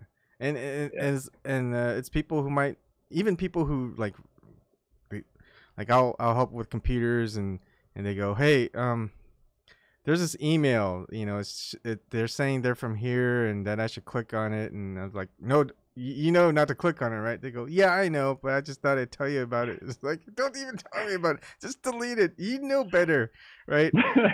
But and for me, it's like they know it's something bad will happen. They don't know exactly what. They don't understand how viruses and worms and Trojans and all this other stuff works. But I could explain it to them, but it goes over their head. So they just kind of have to take my word for it, not to do it, and they understand it because I have to go and clean it up. And so it's kind of like that. It's I'm the authority for them, the gatekeeper. They ask me if they should do this, and I tell them no, and I give them the technical reasons, but they just know enough to trust me. So yeah, it's just humans. It's just the natural. I wouldn't say it's natural. It's just it's easier to just trust someone and take their word for it. I've had people I'm big in computers, So like Right. people's like, quality engineer it. yeah, or just building them. It's like, hey, I want to upgrade my computer. I want to just work on video editing, and should I get this graphics card? I go, well, if you're editing videos, you can do it hardware based. That means you need to upgrade your CPU. If you want to do it through software based, then you might want to utilize the graphics card. And so, what software editing tools do you use? Like, I use the YouTube one. It's like, well, we're using the YouTube editor. You're using it, the YouTube's editing cloud, so you don't need to upgrade your computer. So there's so many things I need to tell them about it. But then if they go to the forums, people want to build them a computer, and he goes, hey, they go, I want to upgrade my computer for video editing. What graphics card should I get? People point them out. Oh, you should get this video graphics card. It's $700 and it's the best one. So, but then they'll get it and they don't need it at all because they're not even using. They're using a cloud video editor, and so it doesn't even matter what they use. Right. And but they won't know that. And the thing is, they won't take my word for it because they don't know me. But I'm always asking them questions, and the more I ask them questions, and the more they don't know, then the more I have to explain to them why it matters. And it's frustrating, but I think just the compulsion is just kind of someone gets their source, they hear someone speak it, and I think what they do is they see a YouTube video of someone building their own computer. They got 1 million subs. They got a lot of people watching it, and they go, if you want to upgrade your video editing capability, you want this graphics card. And people will buy it. And, they're probably sponsored by AMD or NVIDIA and getting free products. But it's not really at the best interest for the person that wants to upgrade. And, I don't know if it's the capitalistic model or whatever, but people are different. It's a very I feel like it's like a group think situation, right? Where it's like, generally if you do what everybody else is doing, then you're going to get along just fine in life like everybody else. You know what I mean? And that does take you, along. There's benefits to that as well, like to doing like somebody's like, oh, this part on your car is not easily replaced. I honestly wouldn't do it. And you're like, okay, like I don't know that much about cars. I'll probably go that route. And it saves you from, maybe hours and hours looking into all the stuff that, that lost all this time and all this stuff. So there is some benefits, but there's good as well. All the trapdoors of buying the wrong stuff and then following groupthink off a bridge. So yeah, it's interesting. Computers is a whole other. At some point in time, I do want to talk to you about like computers and the like, because I'm getting into technology myself. I want to get into it, because it really is a whole topic. But it would be interesting to talk to you about some technology things, at some point. Yeah, no, yeah, I'm here. I like talking about it, so it's pretty easy to get my help. But yeah, I agree. I think a lot of people, what they do in the forums is they ask a lot of people, and what they do is they don't really take an individual's account. It's like a consensus. It's like, oh, more people told me I should get this graphics card, so I'll get this graphics card. That's it. End of story. It's group consensus think, and it doesn't really matter to them. It's like, okay, more people say I should do this, so I'll do this. And then it's like the experts out there like me are like, and I don't want to say I'm an expert. I understand it more than most people who are just replying saying, oh, just get this graphics card. It's like, all you're doing is video editing. You don't need a gaming graphics card. And what's your software rendering? It's what software are you using? And then so it kills me. But see, that we all come from a different aspect. Like for me, I came from the information technology space to get to where I am now. You're in the political. I'm not even in it. I have the degree, dude. Yeah, I have the degree, and I live in. Go on. I was just gonna ask, when were you thrown off by politics, or knowing that maybe politics isn't going to be the answer to our problems in society, in the world? Yeah. really was like research. You find out that money runs everything. When you study politics, like, oh, okay, it's just money. Like your money is just making all the decisions, and that's the only way anything's going to get done. And all the politicians are just pawns. You're like, okay, well, petition, I'm just not going to get anywhere. Like that is completely pointless. So that was kind of where that was it. Yeah, I live here in Sacramento, and I did. What's up? I was gonna say, like, I figured you'd probably be more liberal living in Sacramento than the conservative. Like, did you go from like one political ideology to another, or did you just go one and go, oh, they're all bad, and just like, were there phases, or is it just, this is all bunk anyways? I'm like, how did it happen? Because people are still really stuck in the political ideological arena. Yeah. Yes. Which, not to say there's anything wrong with looking into politics and everything. Like, I am of the same opinion of you, where it's like, why even bother looking into it, and I know, like, so I'm of that as well. But a lot of people, they look into it and try to figure out what's going on, and there's some credibility there and stuff. But for myself, I was pretty much, I would say I was somewhat liberal leaning, I suppose, socially, but maybe more conservative fiscally, right? Which everyone likes to think they're conservative fiscally, right? You're responsible then. but no, it was like, it was just, I just went to college, dude, and I just kind of kept researching myself, and I kept being like, okay, it really just comes to be like money running everything. It's just, that's it. Why bother? Everything else they just can get around. Like, money will find a way to make a law happen. No problem. Like, for instance, like the Real ID. I don't know if I'm sure you're aware of the Real ID, and which I just applied for like this week. But research project on them, I did a whole,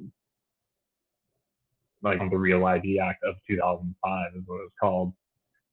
That was back in 2005, and man, the way they got that through is like just classic political nonsense. I mean, just the way they get it through most times, to summarize, was basically one guy, one congressman that had a lawyer, get write up the bill for him. He introduced it, and then had them assign the bill to the subcommittee that he was the head of.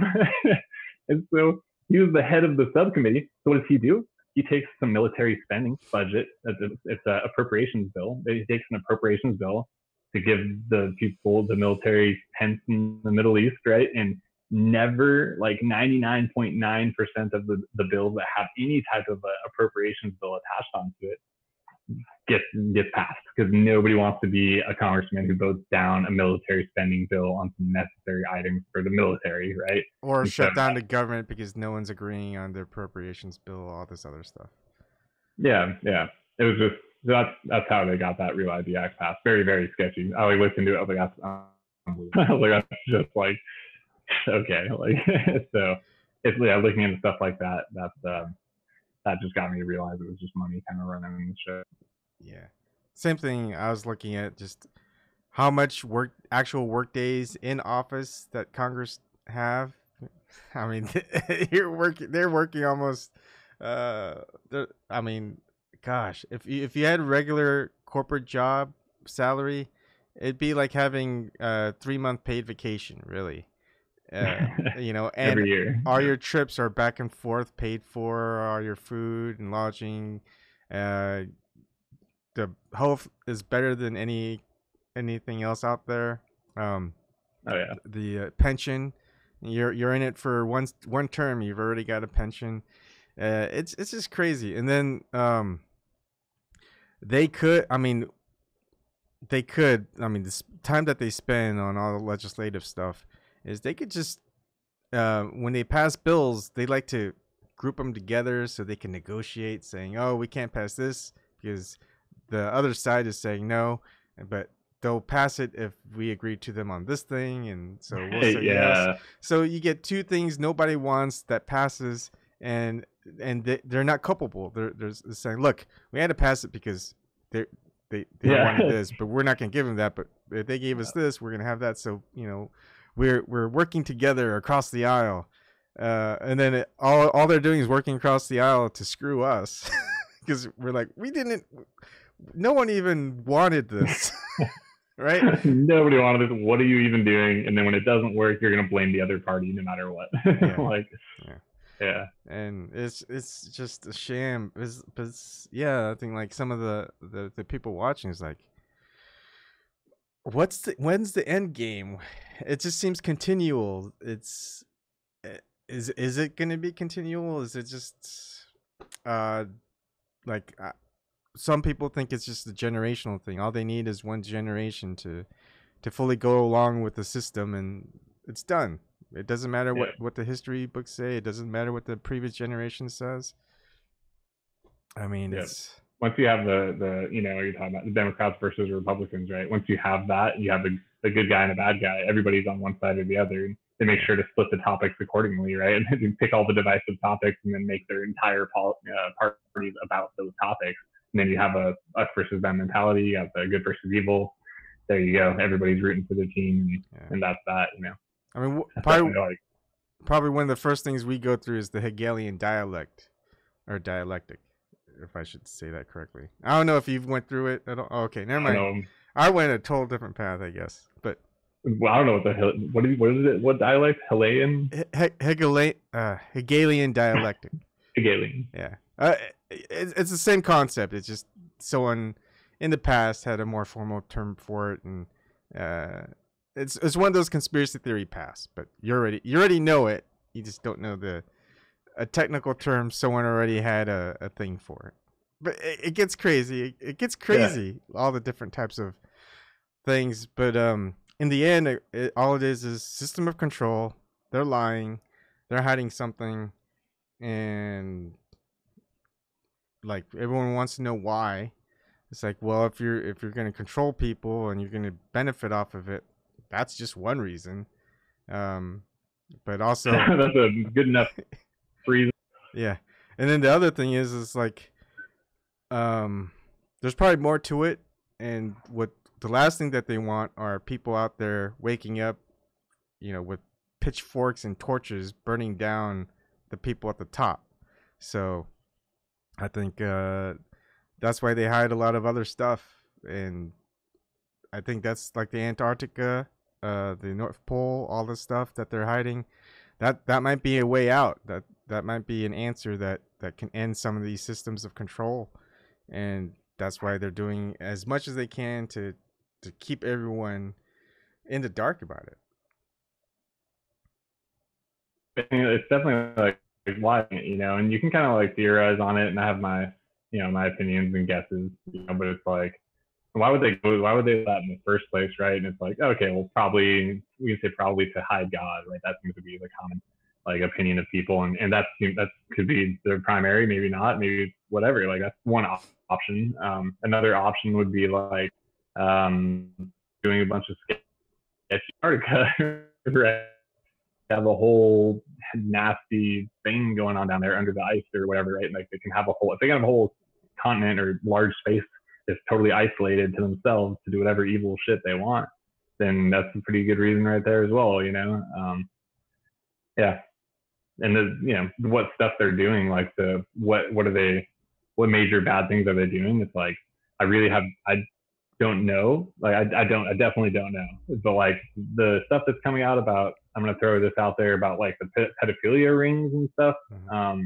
That's alarming, and that's definitely the one thing that I look at like, oh, like that could really be the thing that they're hiding. That could be one of the major messed up things that they're doing, is like maybe it's large scale, something like that, potentially down there, maybe not, or whatever, right? But I fear that, like, I mean, really, I do fear that they have some just large, small city, right, or small town, or right, some sizable area down there with all the people who are in on it, corrupt people who are into pedophilia stuff, and they just bring all these young kids, they just abduct them, right, and bring them down there, and like, that's totally possible, dude. Like, that's totally possible, and how messed up would that be, The thing is, the public know that pedophilia rings exist.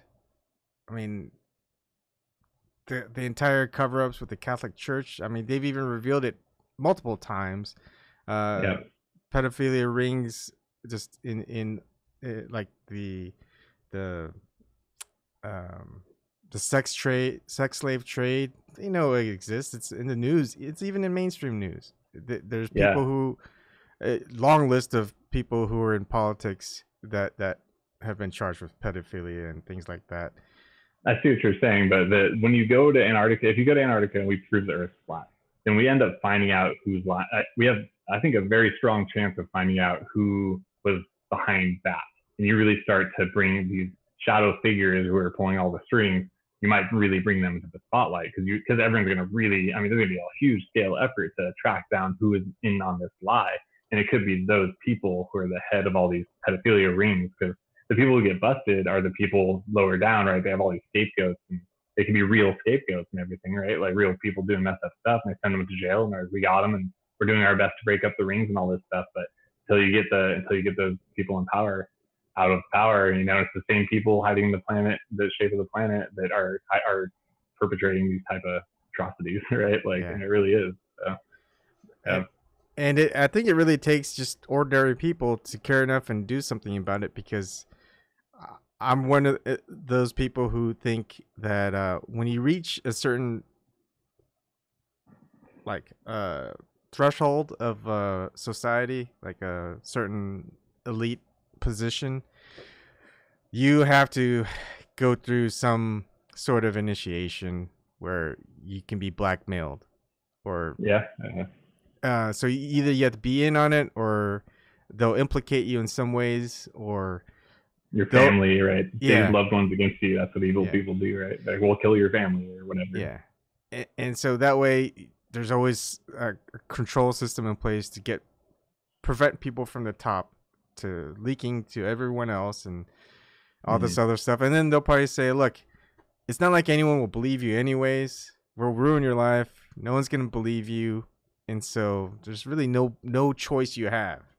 Yeah. So why would you? You have it good right now. We're paying you good and everything. You know, like, Yeah. why would you, for what? You know, like, your life would be in danger, your family's life would be in danger, all your money would be gone, your reputation would be ruined. Like, yeah, why bother? Yeah. And that's why I think same thing with like the people who get really prominent in the science, the mainstream science community, like Bill Nye, science guy, Neil deGrasse Tyson, whoever. You know, it's like they're not gonna throw away everything just to tell people, hey, you guys have been lied to, all this other stuff, and then people will be like, crazy, he's gone, he's whatever. And same thing with like we notice like famous people in like the celebrity industry where they just all of a sudden die. And like the Yeah. last thing that they said is, you know, something that goes against the Yeah. authoritarians, or like someone like the Clinton body count, and you know, say something bad about Hillary Clinton or the Clintons in general. Next thing you know, you just committed suicide, and that's that. Yep. Yep. That's like, I was looking at it just a couple of days ago, and this is a little more, you know, out there. I'm going to say, you know, this isn't like a firm thing. I just kind of like saw it and whatever. So, but it was Dave Chappelle, right? I Oh mean, yeah. that's a classic example. That's a classic example of a guy. I mean, there's so much to say about that. Like, it could be like emotional, man, because like he's awesome, you know, like he was so good, and like he was really speaking out and saying some truth, you know, speaking some truth, and he you know, he said he wasn't willing to go with their program was, you know, they're telling him what to say, and he wasn't comfortable with it, and he was like, and they're like, we're gonna. I remember hearing the story of, it goes something like, you know, he was about to get on a plane, and he was like, no, I'm not gonna do that. And they're like, by the time you land in wherever, Chicago, you're gonna be, your whole career is gonna be ruined and all this, and like that's what happened. I remember there was some other famous, either a rapper or something, who was telling that story, and he was like, yeah, man, they just like cut off the king of comedy, you know, they just like totally cut off his head, you know, and he was just like nowhere to be found. And he disappeared for a decade. Like, holy crap. And to like elaborate on that is what I saw a couple days ago, whose channel it was on, but it's on YouTube, and they're saying like how the Dave Chappelle that just came out here on Netflix, right? Then put up the two specials, that it's not actually Dave Chappelle. Which was like, the first time I like thought of it, I was like, like, because two things. Like, one is like when you look at him, like I've looked at like the facial comparisons, and yeah, a decade went by, but he doesn't really look like the same person. I No. really think he might not even be Dave Chappelle. Like, how hard is it to impersonate Dave Chappelle, right? It's not that hard. You got to get somebody that looks similar to him, but it's been a decade anyway, so you have a little wiggle room there. And they put him out. And when you watch the specials, I mean, there's nothing edgy about what he's saying. You know, like they're not that good. Like neither of those specials were anything off that would touch any buttons or make anyone go, oh, I can't believe he said that. There was none of that. And that's really who he is. Yeah. He does that kind of stuff. Yeah, it was pretty laid back. There was like a third special. It's not a special from Netflix or something, but there's a stand-up routine that he did. Now that was more Dave Chappelle, and that had some crazy troops to it. If you ever watch it. I'm not like convinced of that he's not real or whatever. Yeah. But I didn't know he did a third one. Yeah, and he says things like, yeah, like who turns down that much money? But you know, that much money comes certain things that you have to be a part of, and I didn't want to be a part of it. And he goes, he regrets it. He doesn't know if he made the right decision because he'd rather have the millions of dollars, but he just knew that decision that he made, it wasn't easy, and he made that decision. And I mean, still, like, living a good life, $100 million, being like having your own show, being famous, whatever, even if you have to wear a dress or something. You saw that? Did you see that? Yeah, that one with that's the one with Oprah. That was the Oprah interview. Yeah, where he's like, where he's like, they keep trying to make me wear a dress. I don't want to wear a dress. Like, no, it's already in the script. It's already written. It's already happening. Like, he's like, no, man. Like, I don't want to do that. And they're like, no, it's happening. That's weird. And he's like, I saw that video. And it's not like it's crazy, like it's not true. You go and look at every famous black actor, celebrity. They're in a movie dressed as a woman. Yeah, it's crazy. Yeah, I'd never heard of it until seeing that. Yeah, or we don't even pay attention to it. You go, oh, yeah, you know, maybe, you know, some people think black males dressing up as women is a funny thing. It's like I don't laugh at it.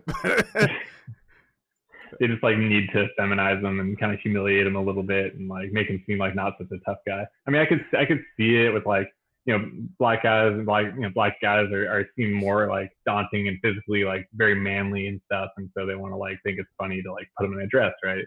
But you can definitely see something behind it there where they're like trying to make him just get some credibility away from them being somebody to be kind of looked at and looked up to, instead of they're just a comedian, right? You break them down to just some comedian slapstick throwing a dress on, you know. Yeah,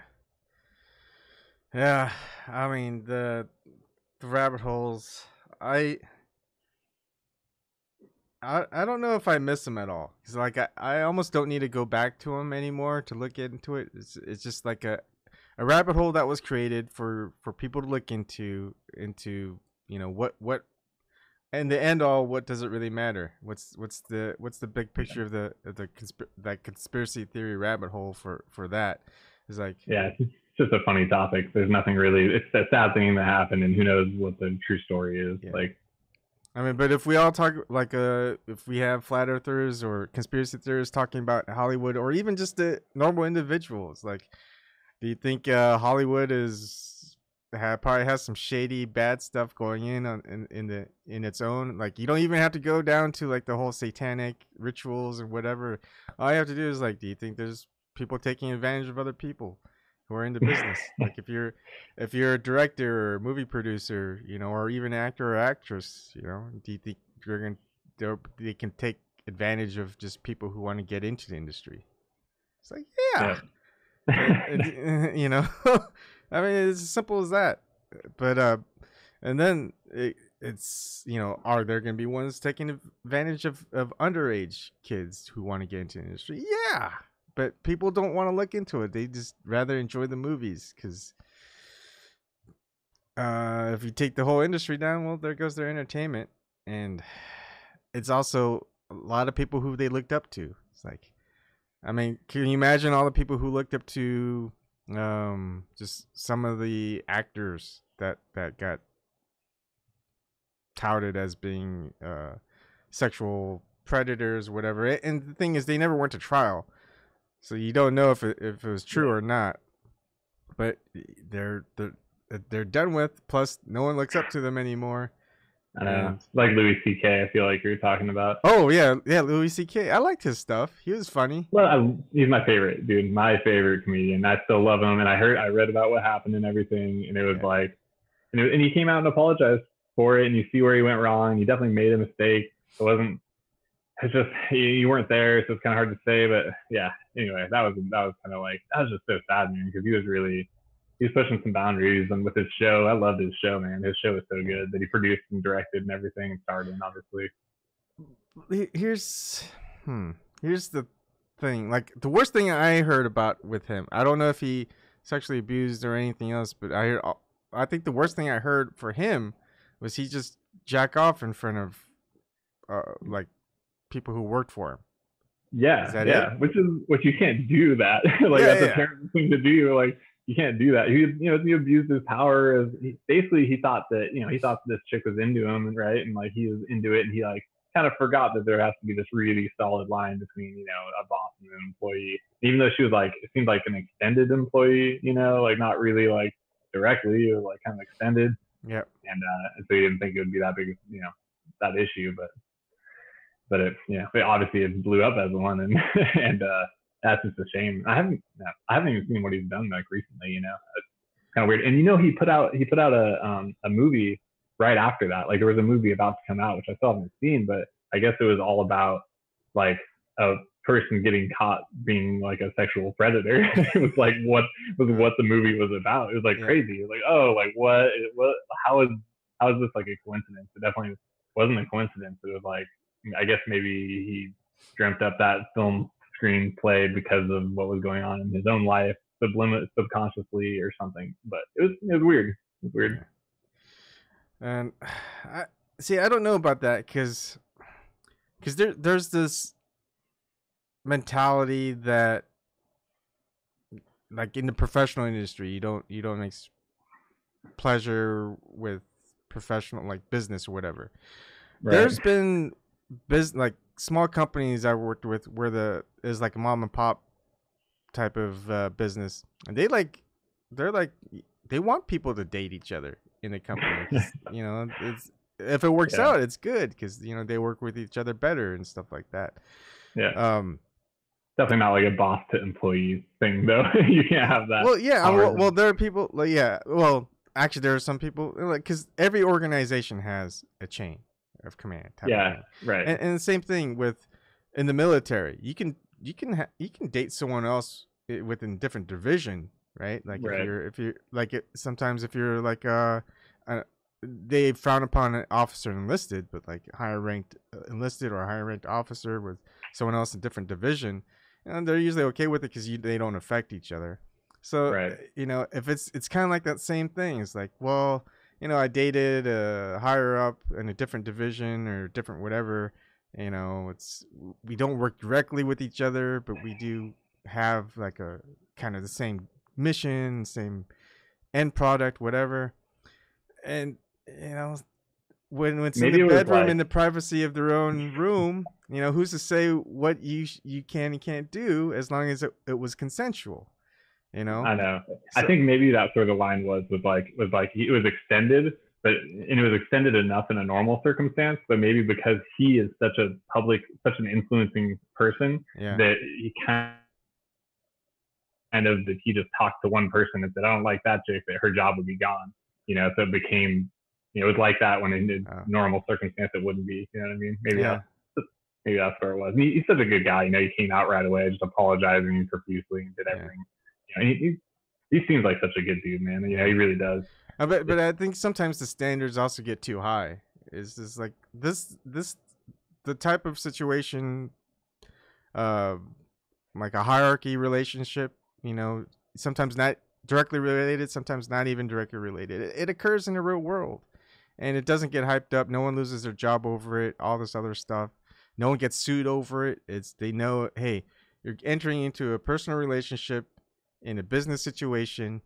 It's usually frowned upon because if the personal relationship takes a turn, it can affect the business relationship. People know that. I work at this hotel, and it's right next to Golden One. It's called the Kimpton Sawyer. It's a Kimpton hotel. It's called Sawyer. But they have like a training manual. You know, there's like a piece of paper they hand out to everybody, and it's like the rules of working here and things like don't shit where you eat. Like Yeah. it's pretty funny. It was, yeah, the people definitely date within there. I'll tell you that for sure. Yeah. I got caught up myself. Yeah. So you know, it happens. It's not illegal. I don't think it should be a societal, like huge societal backlash. Adults, if they're consenting, it really doesn't matter. If they're not consenting, now that's a totally different story. So that's the Yeah. thing, like where, I kind of, I'd say like defend, what's his name, like societally, Louis C.K. is like, look, I like what happens in the bedroom, whatever, right? You know, if it's obviously I'm married now, so I'm not going to do that. But you know, he's married too, right? Was he? Is he married? I forget. I think he was. I should know. So now that's the bad part. Like I won't defend him. I know. He probably shouldn't have done that when he's married. But it was something I like think maybe he wasn't. I'm gonna go with he wasn't. Let's go with he wasn't because neither of us know. Yeah. So, but like, there's some things that it's like, hey, just it's privacy of his own bedroom.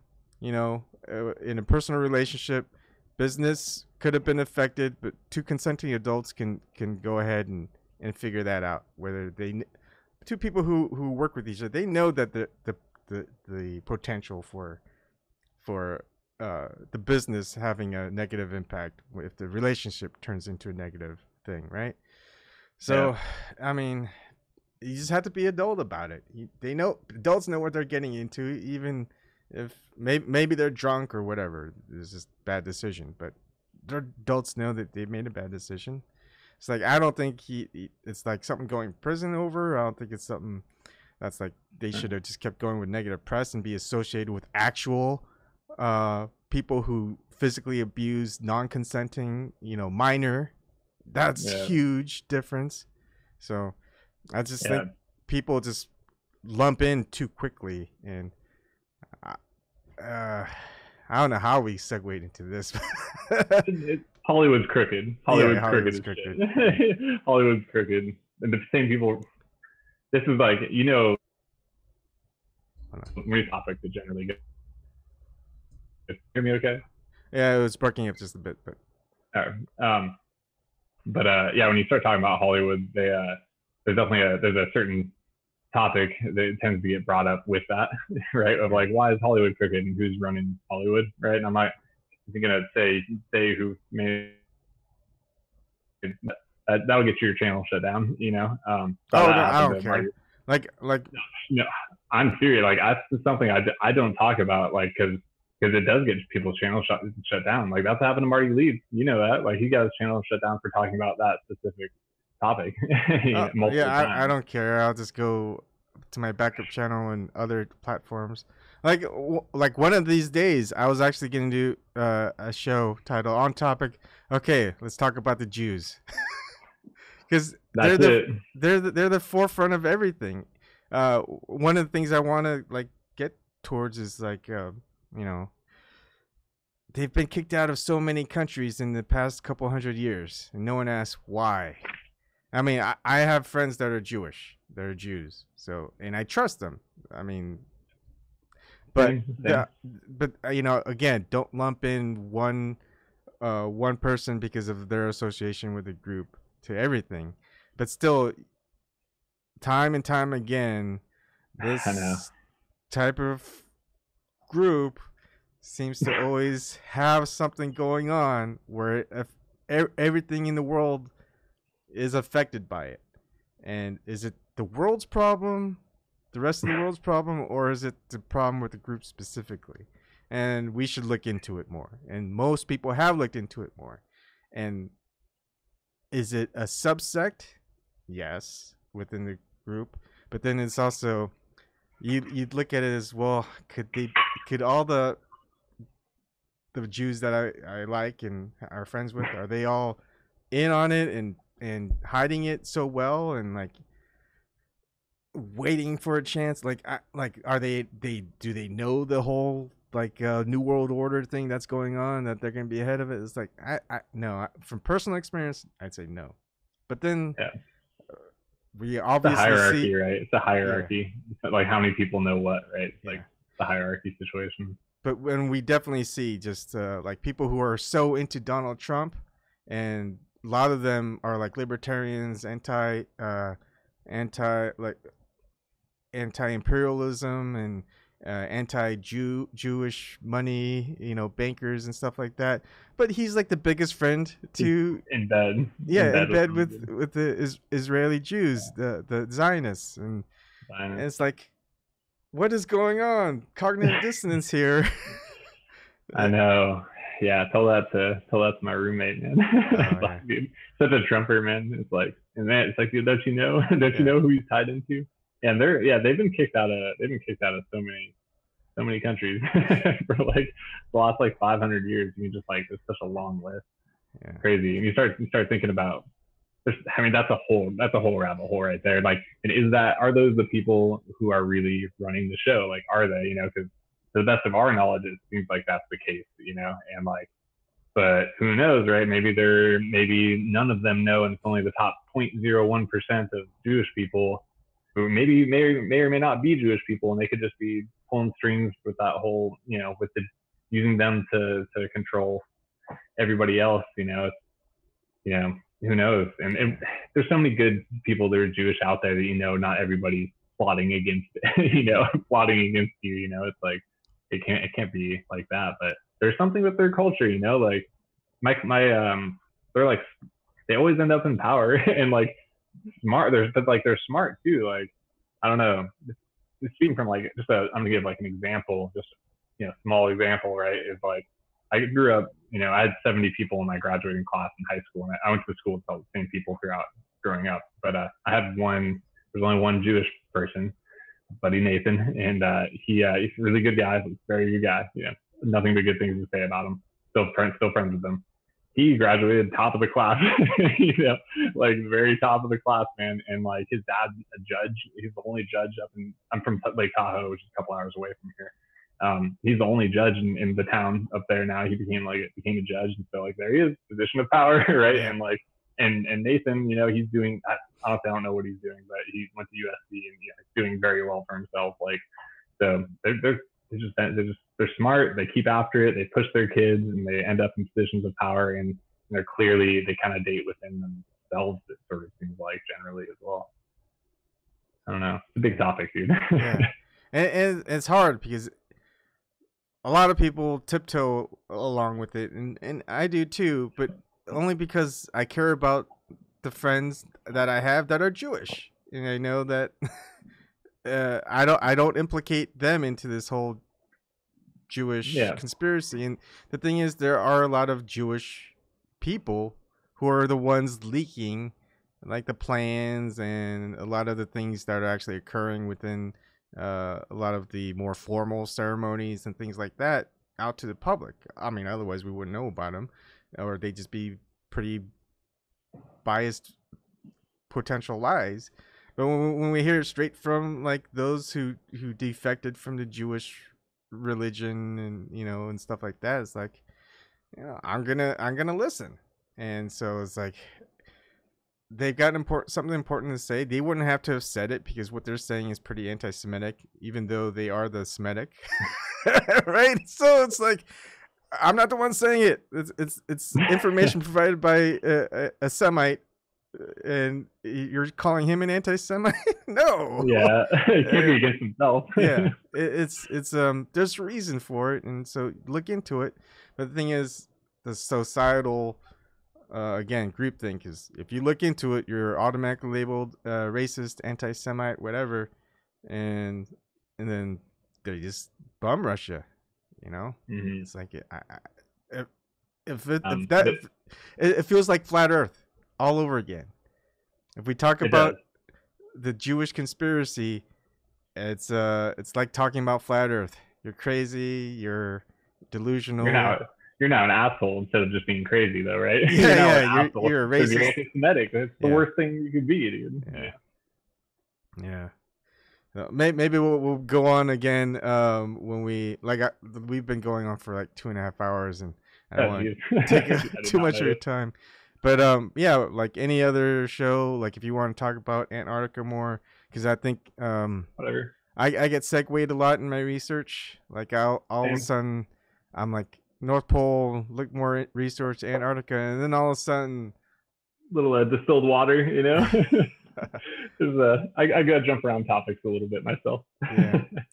Look into I know you're sharing house, but look into reverse osmosis, 5-stage filter. It's pretty easy to set up.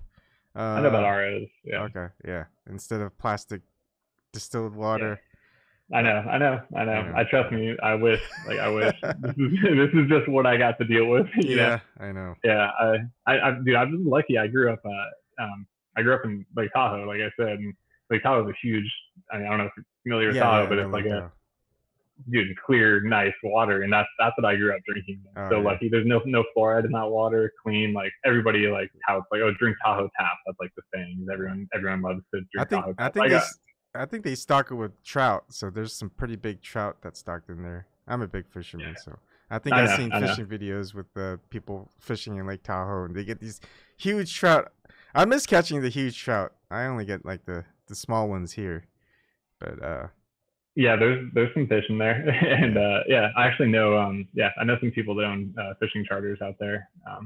Like it's mostly on the North Shore is where I could get into it, but yeah, there's some good fishing, you know, Yeah. decent. I'm glad we kind of can segue into like the lighter topics, Yeah, because I mean, what people don't realize is flat Earth is a heavy topic in itself. it is. And then every other conspiracy theory kind of pales in comparison, but there are some conspiracy theories that are pretty deep. The Jewish conspiracy is a very, very deep one, and it relates into because it relates into biblical stuff too, the older ancient scriptures, the scrolls and stuff like that. That's not really in like the like predominant within like the King James Bible and the Old Testament, but uh I mean, when you see these ancient scrolls and texts and older mythologies that have some of the same biblical stories, similar to the Noah's flood, from different, very, very far away from each other civilizations. I mean, that you just realize how tight things, how so much different things tie into each other, and it's like an aspect that you can't ignore. I don't know if you're religious at all. I'm agnostic. Um, I'm like essentially agnostic. I do believe in God, but it's like just as much as I sort of can. You know what I yeah, mean? Like I'm not crazy religious. I do believe in God, but I was agnostic for most of my life. Put it that way. You yeah, know, that's all agnostic means, just yeah. in general. And like there's it's so hard. I mean, we're tricked so easily by humans. Imagine how tricked we can be with those that are uh have a little bit more power than the average human, if we're talking metaphysically and spiritually, right? How I mean, just humans can convince us of stuff. So what can a deity convince us of things, right? So I'm always careful about who I want to put my belief and my my soul with, I guess. All I know is what I can do here, good or evil, I'll do good.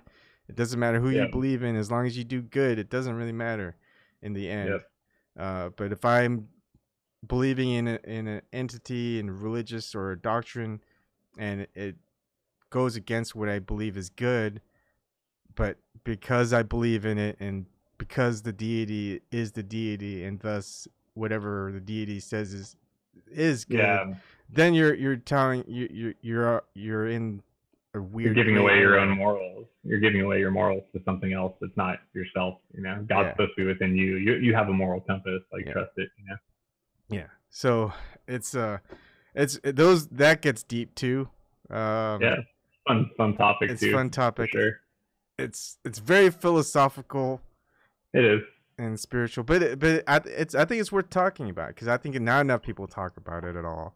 I mean, Just especially in like a kind of chill way, right? Where it's like, okay, like, well, we know what we know, and that's, sort of yeah, like look at it from a realistic perspective, like some of the stuff I look at is like, oh, like the sun is the same size as the moon in the sky. I'm like, that's like, I don't see how that's really a coincidence. I mean, I guess it could be, but like that's rather interesting. yeah, Like, like I see like thumbprints of design type of thing is like what I end up looking at, which you watching being a Marty Leeds follower, you see yeah. a lot of those The pi and pi numerology. and yeah, Yeah, yeah, and I and it's such a tough one with the numerology because the secret societies, the esoteric things that are kept hidden, and there is there is some beauty to it. There's some history to it. There have been a lot of ancient civilizations that kind of thought in similar lines in some ways, and then but then we're subjugated to okay, who currently is in Freemasonry, where we and the symbolism that they represent and the powers that they have that they don't seem to be changing the world in better ways. So I feel yeah. like I agree. Freemason could have been something of a good, but it's just like everything else. They've inverted it and perverted it, and not everyone is good. And but it's the same thing when I think of like the the Nazi symbol, the swastika. Yeah. It's like I don't know that's what's going on with that. yeah, that's good everywhere. Every civilization it was a sign of good well being, and then It all of a was. sudden the Nazis show up, and now it's inverted and perverted, and so I'm thinking, Mm-hmm. who's to say that the pentagram wasn't the same way, Mm-hmm. And Yeah, but definitely something about that swastika is like it just draws the eye. It's like the most recognizable symbol in the world. And like yeah, when you start to think about why it's so vilified, right? It's like, well, when did it become vilified? Oh, well, that was back when Hitler, right? And so what happened? What was the big event then? Well, it was the Jewish concentration camp, yeah. right? Oh, okay, all right, it's interesting. And then when you look into it a little bit more, you realize he's just trying to get the Jews out, and Mm, he's also working with the Pope and a whole bunch of other stuff, and like some people who came out against like the Holocaust deniers are saying, that it didn't quite happen the way the history book said it was, and I would say, okay, I would agree with that because currently mainstream news right now is narrative propaganda, and if that's the case, then history is the same thing. And I know. I went to Berlin one time, right? And I went out to one of it was like the second biggest like concentration camp in all of Germany. It wasn't Auschwitz, it was like the next level down yeah, or whatever. It was like a major one. And it was like honestly, it was just like the amount of Jews that were supposedly exterminated, like millions, right? Like 6 million, I want to say 6 million. yeah, I think that's Um, right. and there was a small place, man. Like it was a small facility, and they showed me like how many of them were exterminated or like murdered, right? And it was like it was just like a small, it was like a 1,000 square foot little 1 story building where they would have them come in for a fake doctor appointment, and then walk through this door and that door, and then behind that one door there was a little flap would open, and then somebody would have a gun and shoot them. And it was like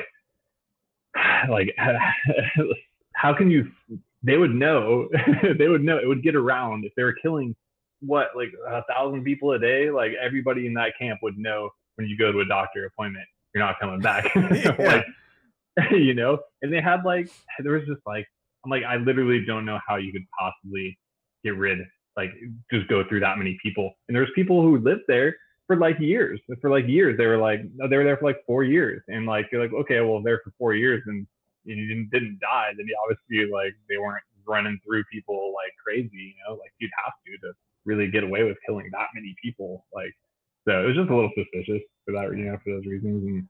And you can definitely see it as like, the whole museum was all just like, oh, there's just like sad states of people and everything. But you can definitely see it as a pillar of respect the Jews, love the Jews, never talk out again.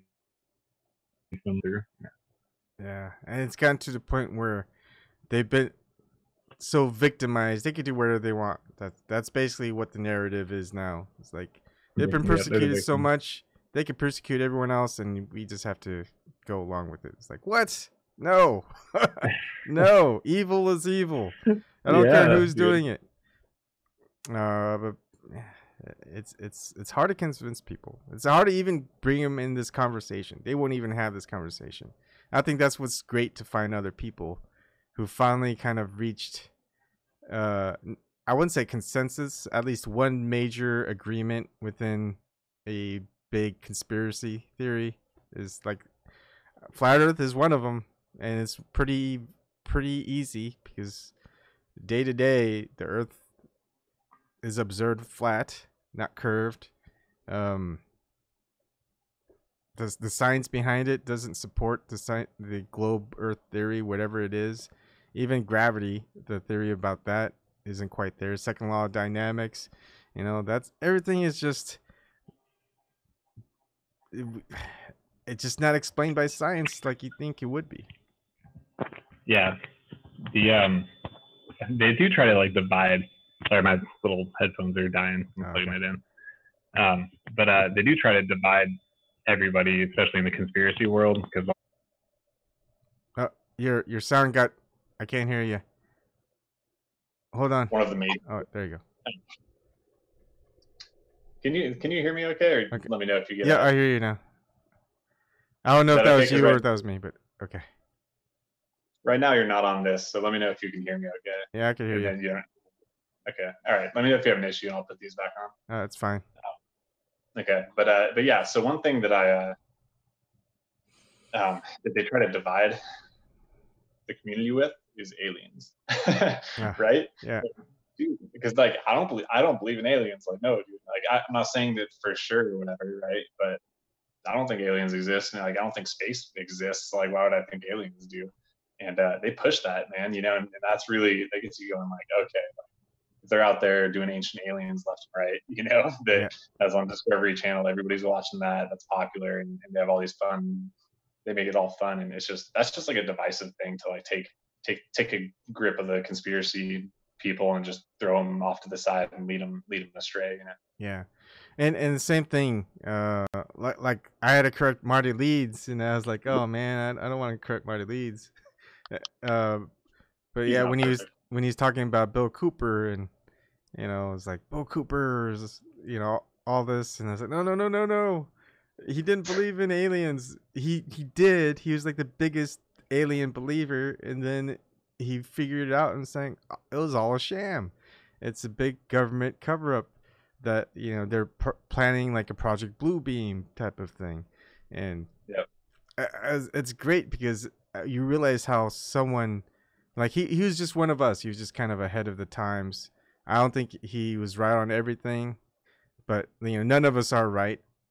You talked to me like a year ago, totally Yeah. different outcomes on what I think about conspiracy theories, and probably a year from now it might be different. Things might change. I don't think I'll go back to Globe Earth, that's for sure. But I'm it's like revisiting a lot of these different conspiracy theories, and I think he had it right with the Project Bluebeam. I think there are no extraterrestrial aliens from outer space. There could be potential alien-looking beings. They're just different species, just like us. Whether they have more metaphysical powers or not, or shape-shifting or not, like whether if it's something like the biblical or the ancient mythological archons and the other stuff like that, right? That's still it's conjecture. It's up in the air. We don't know. Or maybe we're just the only ones here, and so far, observably, we're the only ones here. So I as much as I might kind of look into like David Icke's theory of of archons, where I look into there's another person who who who has a different take on the archons. It's not quite the David Icke's archons theory. It's more of very similar to the Hammadi kind of aspect of archons. And it's just it's just we're until we find out, we don't know.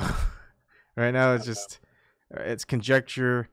For one thing is I don't trust government, I don't trust the mainstream, how they cover things, so most likely it's not outer space aliens. I could rule that out, 99% sure of that. But like the archons, I'm like, yeah, it's like it's still, I'd say maybe a 1/4% chance that they exist, like they say exist, or whatever the ancient mythology or texts say that they are, because they're depicted in those history scriptures, scrolls, tablets, drawings, whatever. They're there. Can't deny that they haven't been discussed in the past, but it's do they still exist? We don't know. I don't know much about it. Like, would know. I haven't even heard the word archons before. Like, I don't even know. So you'd be the expert on that, and I definitely wouldn't rule anything out. Look anything out. But yeah, no. I mean, when it comes, I'd be interested to hear what you have to say about it and everything. But yeah, when it comes to just I don't know. It's like talking about aliens. It's like what impact does that have though? Like even if other beings are existing or this and that, it's kind of like, well, where are they? Yeah, like where are they? I don't see them anywhere. When they show up, then we can talk about it because I'm seeing nothing, and I don't know how you could just whatever, if they're here, cool. If not, cool. Like either way, if they're a being, then they're just going to be they're going to be good or bad, like people are, like we'll deal with them as it comes. Like like it's just like what are they? But what? There. I do think it's because aliens are so tied in. Sorry to interrupt you, but like aliens are so tied into like space, that it's like I have such a problem. It's like alien space. Oh, where's all these planets? There's aliens. It's like logically, there should be, and like it's like okay, well, yeah, I don't think space even exists. Which I'm not saying it does. Like for sure it doesn't. I've never been up there. I don't know. I don't know if there's I don't know what's up there, but yeah, you get what I'm saying. It just ties right into the narrative. Yeah. And if you think about how the media is controlled, it's very tight knit as far as mass viewing, like YouTube, all these platforms, it's small viewing. Even if you have a couple thousand, only the people who really like the person and what they normally talk about, they enjoy. Like if you see someone like Joe Rogan, Logan Paul, or whatever, and they start talking about flat Earth. And like the viewers are like, oh, I don't want to listen to him talk about flat Earth again, all this other stuff. Aliens are more fun, more exciting. Yeah, but the mainstream, they could totally fake everything. It's like all the news media is saying, oh, aliens have landed. You see these aliens coming down. I'm waiting for it. I'm waiting for that Independence Day situation to pop up, right? Yeah. Like, here they are. Look at all the CGI we came up with. Shit. Yeah. And it's like, oh man, here we go again. Yeah. And people will believe it. A lot of people will believe it. It's like, all right, finally we got aliens. It's like no normal person is gonna go up to them and talk, and then I'll bet you they'll have the Q&A sessions with an alien. It's like an 8-year-old gets to ask a question. Hi, Mr. Alien. What type of food do you eat? Yeah. And then we don't actually eat food. We just ingest the sun. We're all what's it called? What's that called? Would you just eat sun rays? It's called a thing. It's like vegetarianism. There's like vegan. It'd be like photosynthesis or something. It's called breatharianism. That's what it's called. But yeah, they'll make it seem more legitimate because a kid is asking a direct question to the alien. Yeah. Just some guy in a costume. Like, yeah. I'm surprised that hasn't happened yet. That's going to be their last card. I feel like that's going to be a card they're just waiting to play. Like, maybe Flat Earth gets big enough, right? Where they're like, oh shit, like maybe that thing's when that starts competing with aliens, right? Aliens, Flat Earth, then maybe they'll bring an alien out of the closet. Yeah. Here, no, like alien space. The thing is, I think it'll backfire them unless they have like a physical representation of it. Because they can't just CGI it. Because why not? Why not? Well, CGI it. Why not? They can get away with it in movies. Why wouldn't they? Maybe they'll put them in a costume and then add some CGI or some shit like that. Either way, it'll be behind a curtain. Nobody's meeting the alien. yeah, because it's the same thing as the NASA moon landings. There's a lot more people who think the moon landings were fake than there are people who think that the Earth is flat. Yep. Not necessarily. I mean, I'd say all flat earthers say the moon landing is fake, but not all moon landing people who think the moon landing is fake are flat earthers, type of thing. Yeah, you can say the same thing with like moon landing to 9/11, right? Yeah, and so it's gonna be the same thing. It's like, hey, we want to see some physical aliens. When can we meet some physical aliens and interact with them? And so people will be waiting to go, okay, we can't. So that seems fishy, and it's gonna be the same thing. So they need to make some physical, and I think that's where AI will come in, because you make a robot, it's like artificial intelligence, alien being. They don't need to CGI it. Yeah, I can see that going that route, like not to take credibility from that. I think that would be much more challenging. I think I would imagine what they would do at least first while the technology is catching up, unless they have some crazy technology we don't know about. But I would see him more being like, oh, here's the alien on video camera, right? And like, here's them doing some stuff. Maybe a week goes by, and then, oh, there it goes on its spaceship back to space.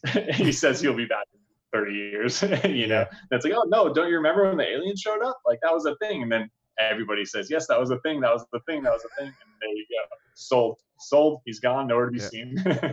And then they'll be like, this is the message that they left Earth. Earth, we will be back in 30 years. We're going to conquer you and see you then. And then all the world leaders is like, one world government. All right, we'll be ready. Yeah. Give us your freedom or the aliens will destroy us.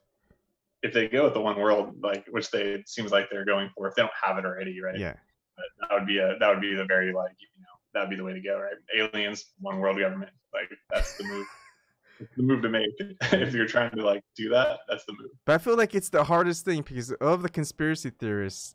We already seen it, heard it mentioned from president after president since Reagan, that and even back in 1917, that the best way to have a one world government is to have a fake alien invasion, right? Yep.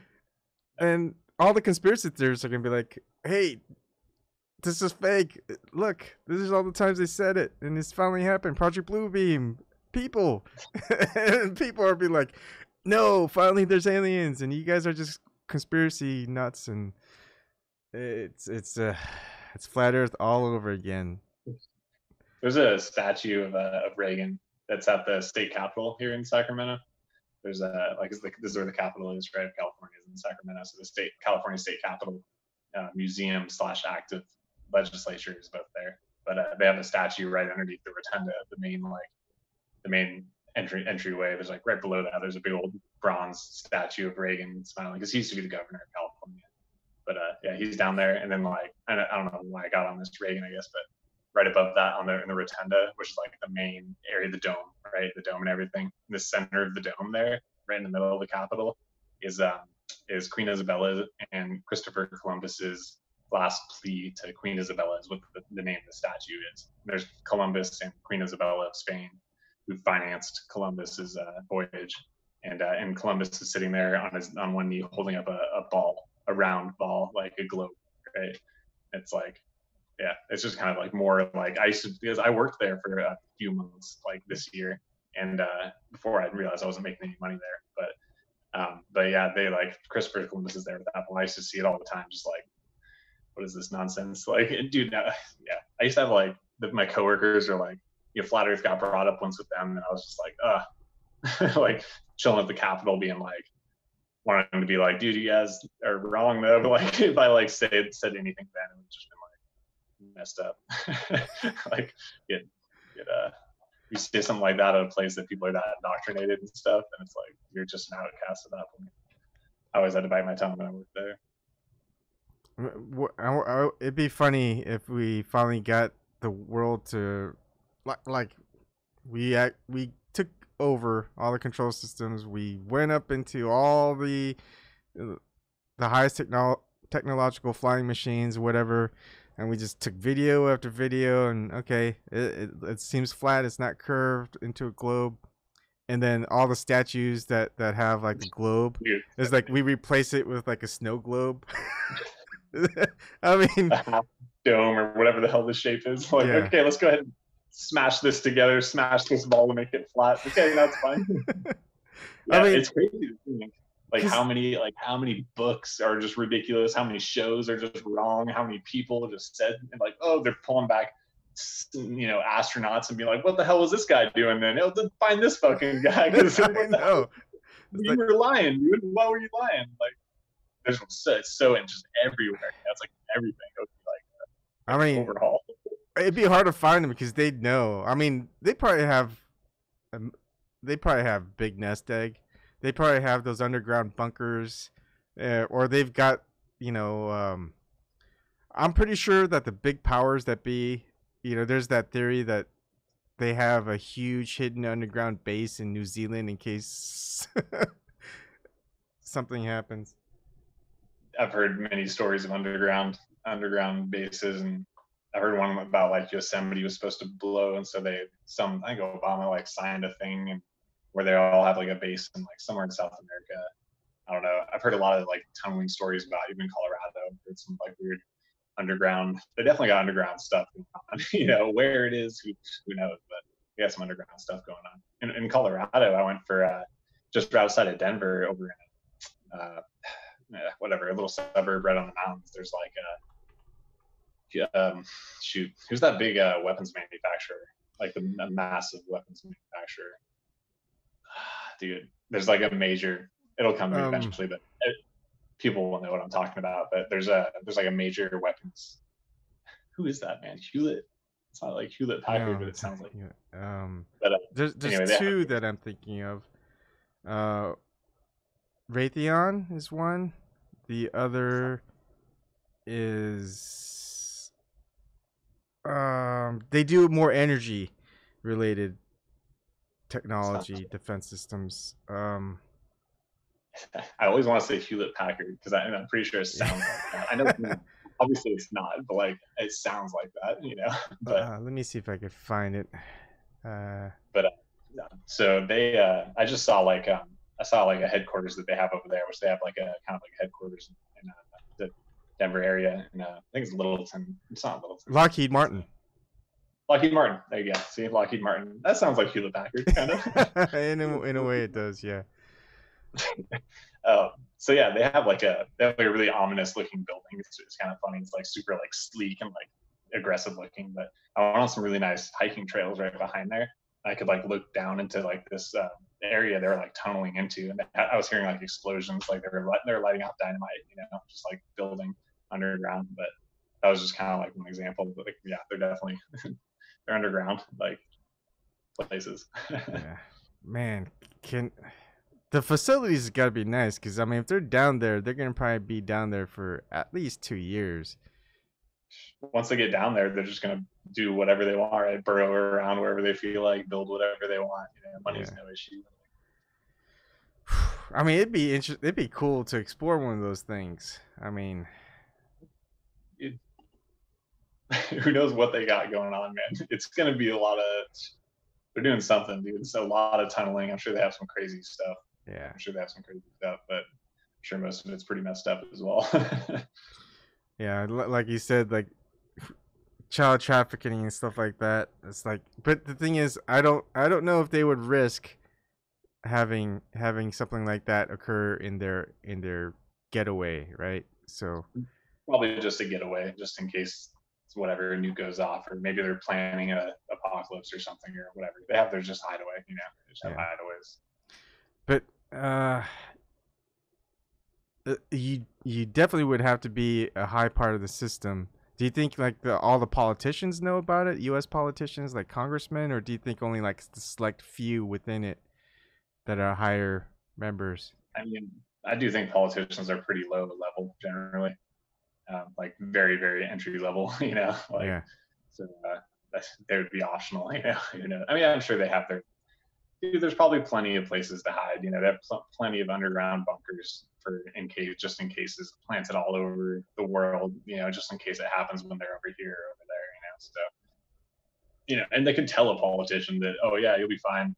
We got this bunker over here, you're good. But then when it comes down to it, nope, sorry, the gate's closed. We're full here. So their little badge doesn't work. It's like, hey, what's going on? It's not beeping. It beeped before. They'll have like the man-sized pneumatic tubes. It's like, yeah, just get inside this pneumatic tube.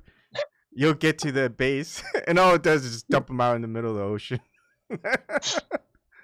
Just send them down to the base with like 1,000 other people packed into the room, just like, okay, you're screwed now. Yeah. Like, this is where you're staying, so here's your base. Yeah, here's the thing with the bad guys, the evil people. It's like, how can you trust them? They lie, that they assume, they do whatever they can to stay and be in power at the top. It's like, how can you trust them when you say they're going to protect you? And especially when you see so many people just like dying by suicide, dying by like drowning. They went walking in the wintertime, like the CDC guy, and just drowned in cold ice water. It's like, how can you trust it when all these shady stuff goes on and it's the leaders doing it? Is it just, it's pretty much just like, well, when my time's up type of thing? It's going to be their downfall, dude. It's going to be that, right? Like, there's too many people are going to be like, oh, like they're going to, a lot of the people up there that aren't the highest level are just jumping ship to whoever's got the better ship, So it's like, they're going to be like, oh, I don't trust this guy anyway. I'll get off the train now before it goes down, get off the boat now before it sinks. So we'll jump ship quicker than, than if they're good people and stuff, and they would just stay on board, whatever. Yeah. I don't know. I kind of want to wait for that day to happen, because then there's a better chance for the system to go crashing and restart with something better. But also, we know that if that happens, billions of people will die. And that's another conspiracy theory. Do you really think that there are 7 billion people on Earth? Or maybe you're definitely touching on a very interesting topic for me, because I definitely that was one of the the overpopulation is such an interesting topic, and I think I've thought about that before. Like, is there really 7.5, right? It's like 7.5 billion people, and we're at like 7.6 technically or whatever. And so I don't know who's conducting those censuses or how accurate they can be, but I don't know. I don't know. I do think there's definitely a lot more people now, and when you look at that, like the overpopulation or just the population growth rate, this is a topic that's very I am into this topic, but the growth rate is so exponential. It's not exponential, really. Exponential is not the word to use, because it's not exponential, but the growth rate is so massive that there is no sustaining that. Like, every 12 years there's another billion people on the planet, supposedly, if that is true, right? And that is insane, because the first time we hit 1 billion people was in 1901, I believe, and then when we hit 2 billion it was 1930, and we got to a point where now it's every 15 years we're hitting another billion, to every 14, 13, and now we're at about 12 to 13 years we're hitting another billion people, and it took forever to get to 1 billion, and that just happened in 1901.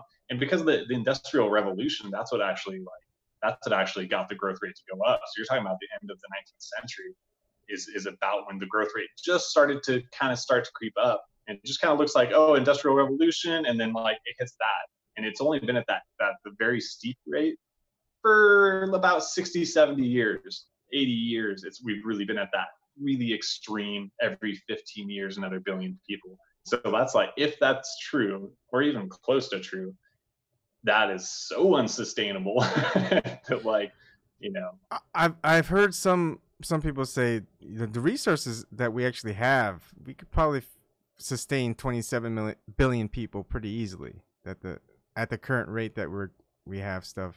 I mean, that's if I recognize your point, but that's if we have perfect distribution rates, right? And when no food's going bad, and you know what I mean, all these things, and if everybody's vegan, right, and nobody eats meat, and all of a sudden you get a whole bunch more. But that's not the reality. The reality is it's hard to get all the food to people, and food does get wasted at restaurants, because that's just how it has to be. Stuff gets expired, and you can't have homeless people giving them food after every day, and people are going to eat meat. You can't make everybody a vegetarian. freaking out. So I don't, because that's just a point to be made there.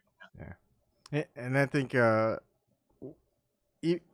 like I know people top vegetarians like we're not vegan, we're vegetarians, lacto-ovo. Like if we have we want chickens so we can have daily eggs, and maybe a goat for milk rather than cow's milk. If we get milk, it's gonna be local, organic, grass fed. So that's nice. The only meat that we eat is what we hunt or catch or fish. Dude, so like I fish. So cool. Yeah. That's really like, I applaud you for that. That's like I mean, that's great. I'm sure you have fun doing it and everything too, but you're doing, it's a great thing to do. Very near and dear to my heart is the whole, the factory farming, right? Factory farming is the most palpable, realistic evil in the world, and it's really hard to not support the industry because it's everywhere. All you gotta do is buy it. There you go, very tempting. But anyway, yeah, that's cool. That's great. Yeah. It is. I mean, a lot of like aquaculture. I mean, that was really touted in the 70s and 80s, and it just seemed to have been dropped.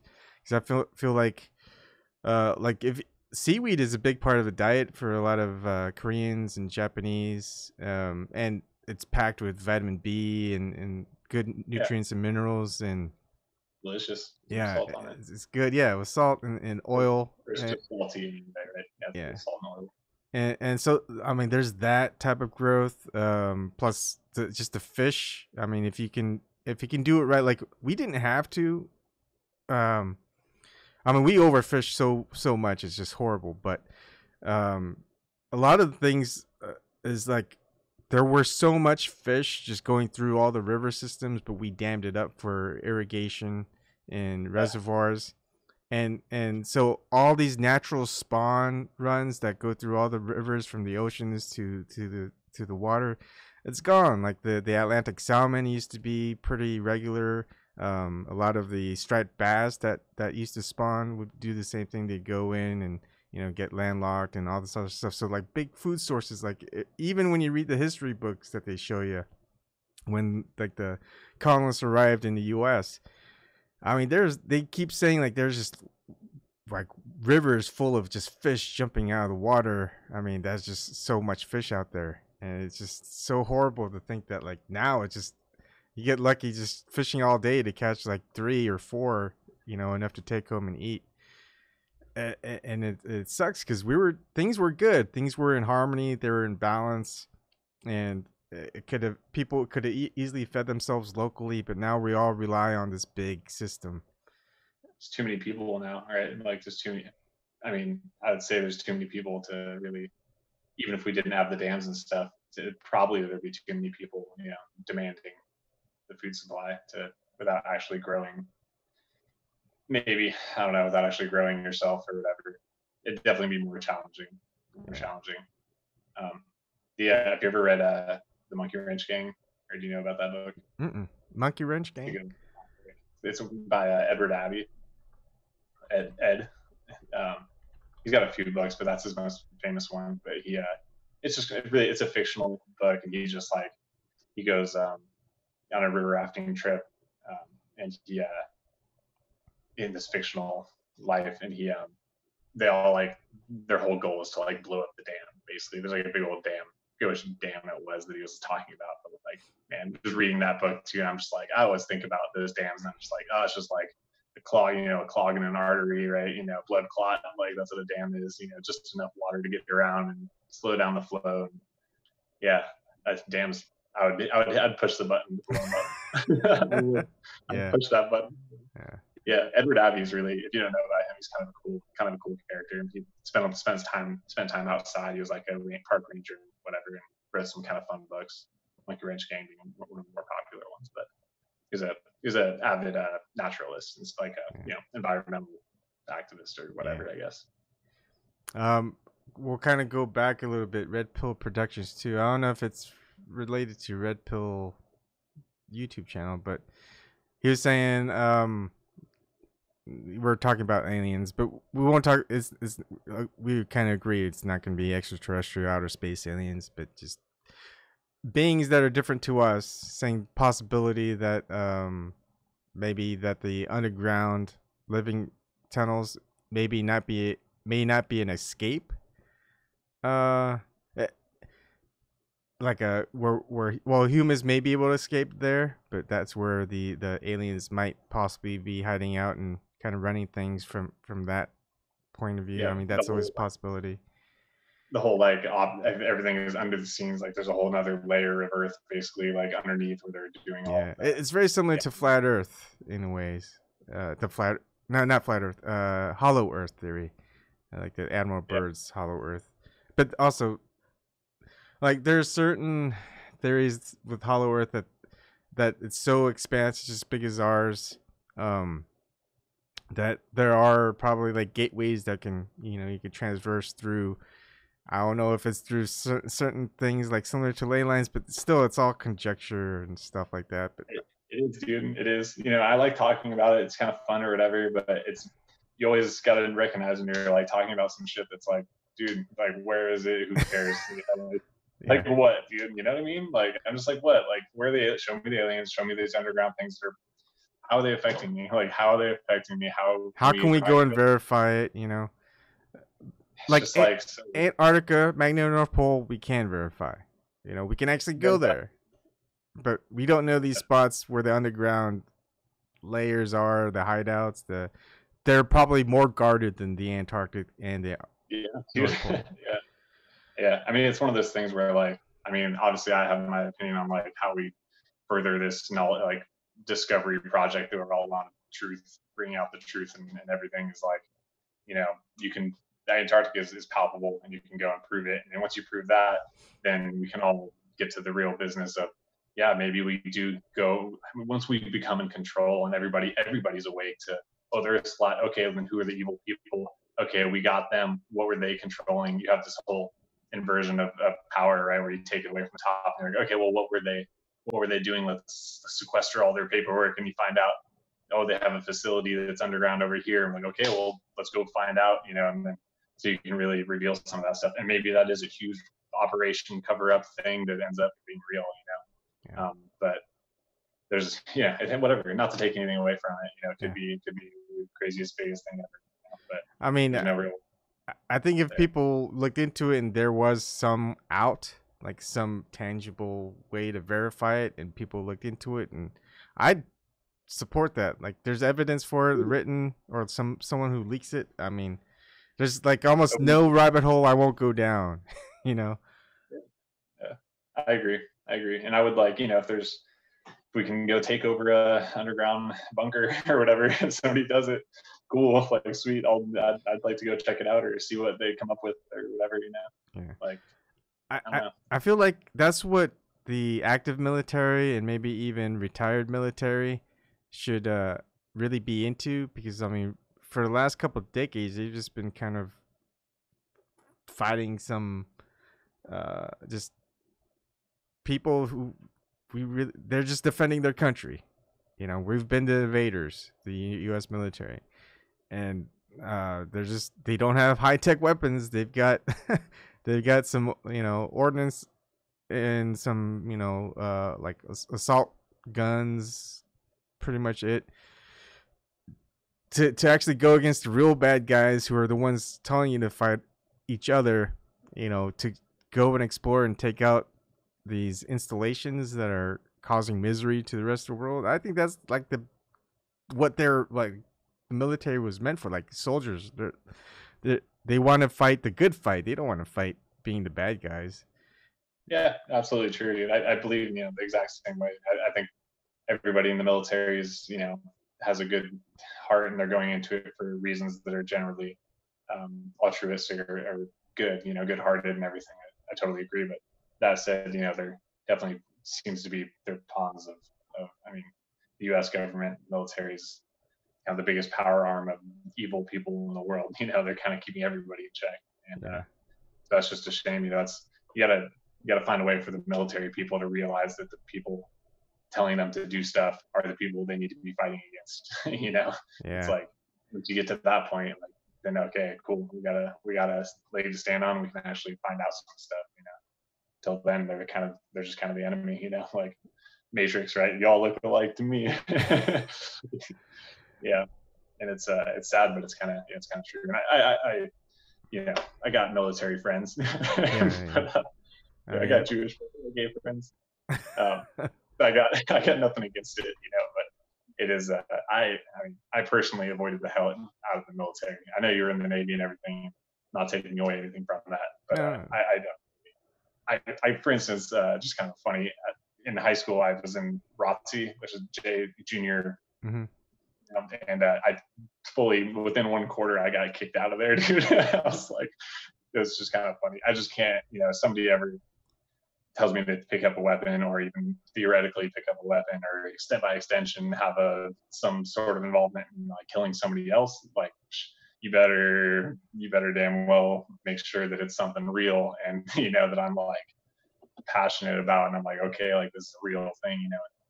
The stories that they give are not something I was ever really sold on, you know, like yeah. Just because I was born in your country doesn't mean that doesn't mean that I have to pledge my allegiance to you. I was definitely one of those people I didn't stand up for the Pledge of Allegiance my entire high school career. And I was like, dude, no, why would I pledge my allegiance to you just because I was born here? Like, give me a break, dude. Like, I'm not gonna do that. But anyway, sorry, I don't know why. No, that's fine. Like, talking about military stuff is definitely like I feel really, especially like I know you're in the military and I want to like be like that guy, you know, and that's definitely one of those topics that it's like it's hard because there's everybody knows somebody in the military and there's a million good people who are involved in the military and were in it and stuff like that. And I'm like it's just it's a touchy topic as well. Yeah, for sure. Yeah, I guess I would agree. I mean, my stint in the military, I kind of woke a little bit. I was like the last person anyone would think of joining the military, and I think I joined just because I didn't seem like it seemed an easy way to just kind of advance just through life, and plus, I thought, well, it's also a good thing. Maybe I'll change the military for the better on the inside, but no, that's not gonna be the case. And then best experience ever. Like I just went ahead along with it. Let's see how tough it is. Like the basic training, whatever. It's like simple. It's like I'll take whatever they throw at me. Just see if I could do it easily. The harder it is, the better it is. You know, advanced pretty quick through basic training, and then went to school, and you know, and then you get a lot of time on your hands. Like you could go out and drink a lot, you know, and party. I read books and worked out, and it's like, you know, what if there comes a time where we become, because it doesn't matter who's in charge, you follow orders. That's it. Military, they drill into you, follow orders, never disobey orders. It's like, then I go, what if we have someone like Hitler and he tells us to like go and kill Jews or kill like civilians? Do we follow orders? And no one gives me an answer. It's like, you just follow orders. It's like, well, I'm not going to follow those orders. And so, you know, I grew more of a conscious and became a conscientious rejecter. The only problem, and here's the catch-22, you can't be a conscientious rejecter and get out of the military unless you follow a religious form. So if you're a conscientious objector and you're an atheist or you're an agnostic, they don't regard that as a legitimate conscientious objector status. They say if you don't have a religion, then you don't have a conscience, I guess. So I just thought that was weird. I just disobeyed orders and they just took me out, other than honorable discharge. They did dishonorable discharge. So I had like 26 days in the brig. It was originally 30, and it was just like simple. Yeah, it was like a simple command because the chief of our division, he's been there since I was on the ship. He knew when I was like, probably not gonna follow orders. We're given orders to bomb these people that were bombing back then, and the division officer, we had a new one come aboard like the last 6 months before we left on deployment. And so they knew that, you know, when the time came that I wasn't going to follow orders. So when 9/11 happened, that was when I actually went, no, this seems weird because we're going to bomb someone else. Now we're going to bomb someone else. And we have like, who are we bombing? What are we bombing? How do we know they're the ones? So I was like, I can't take part of this. I don't know enough. So they gave me a simple order, like go to my workspace, where I would just kind of hang out to work. And I go, no. And so they said disobeyed following orders. I had my trial, I guess, and they said that no, I'm not a conscientious objector because I'm not religious. So they didn't know what to do with me, so they put me on the brig for 30 days. But they got me out 5 days for good behavior, but it was more like 4 days, and I got other than honorably discharged. Why didn't you just quit or whatever? Can you? Because there's one other person with me that did our job on the ship. Usually we'd have 3 people, so we'd rotate 8-hour shifts. But because it was him and me, it was 12-hour shifts because there just weren't enough people to fulfill that position.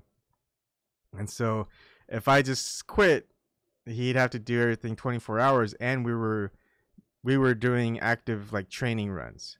So pilots were up in the air, and I don't want to endanger their lives by just having one person not be able to. Isn't that what happened when you like disobeyed orders though? It's the same thing, right?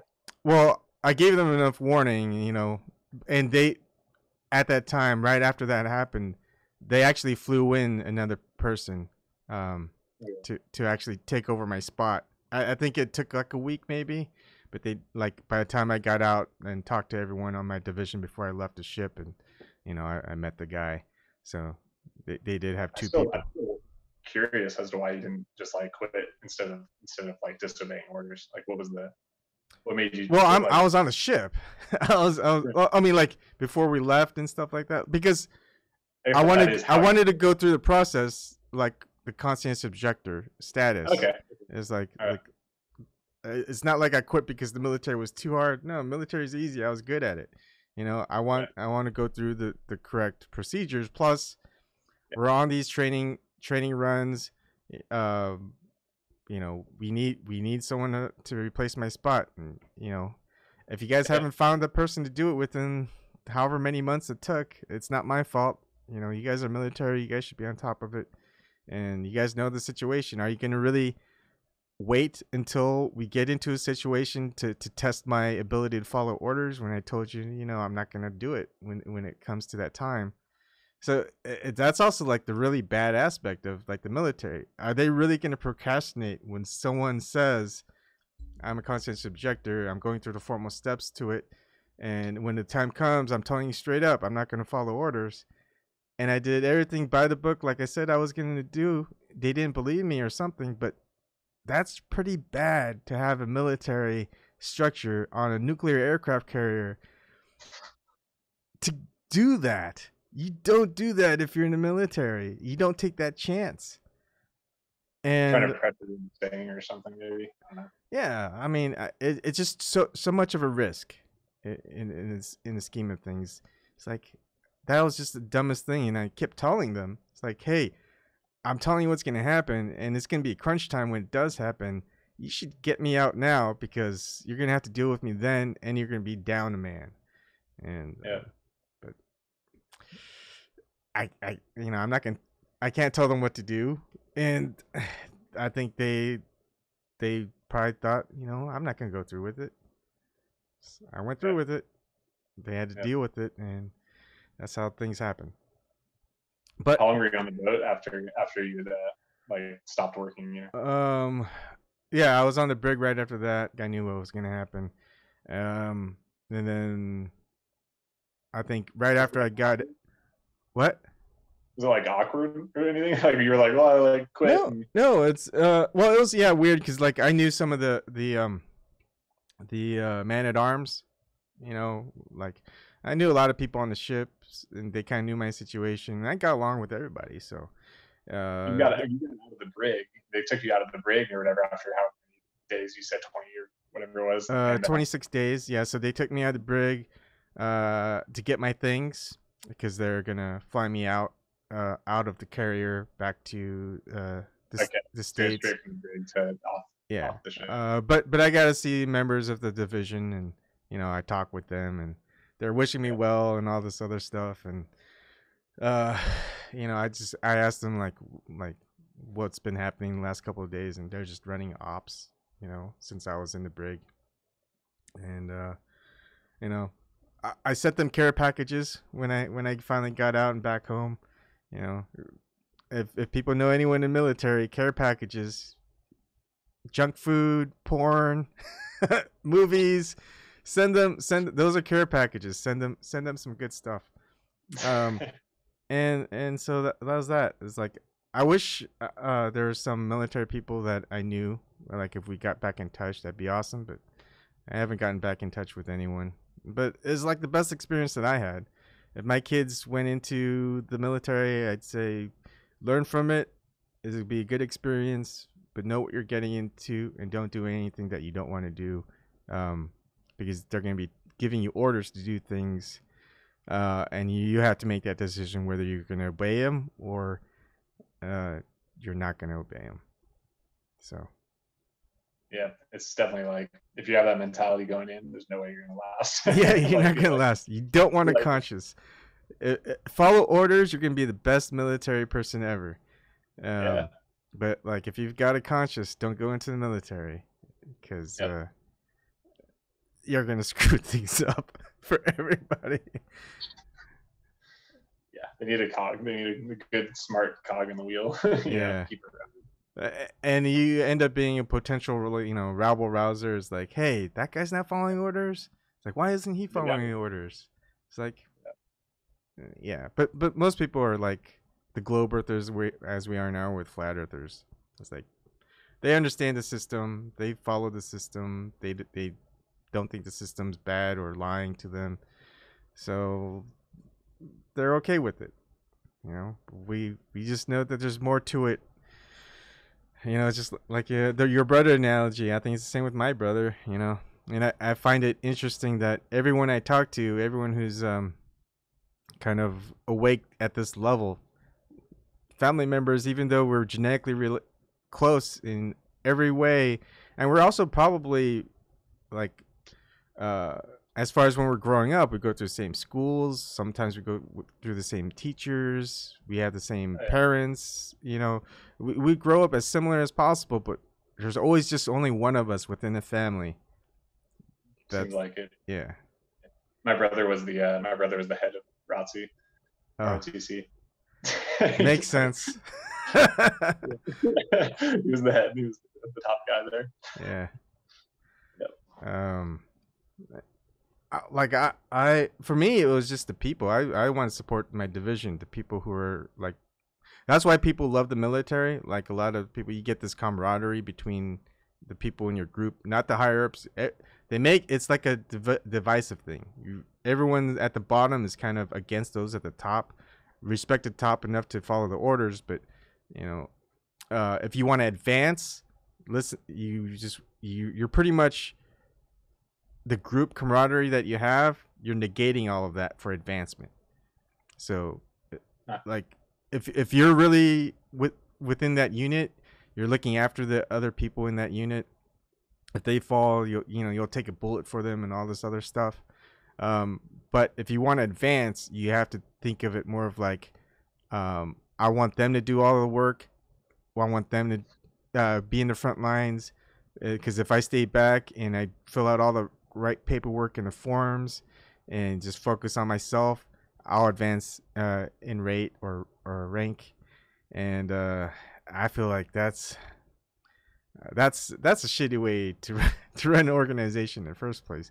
But the worst. Yeah. Promote the bad. People not looking after the team. Yeah, and so that's why I was like, another thing is like, I told them I'm not. Don't even give me a performance review or just give me a bad one, because I don't want to advance, because I'm taking away an advancement of someone else. Like I'm gonna be, like I'm most likely gonna be discharged. So why even bother to even put me in the picture in the running for advancement? So Right.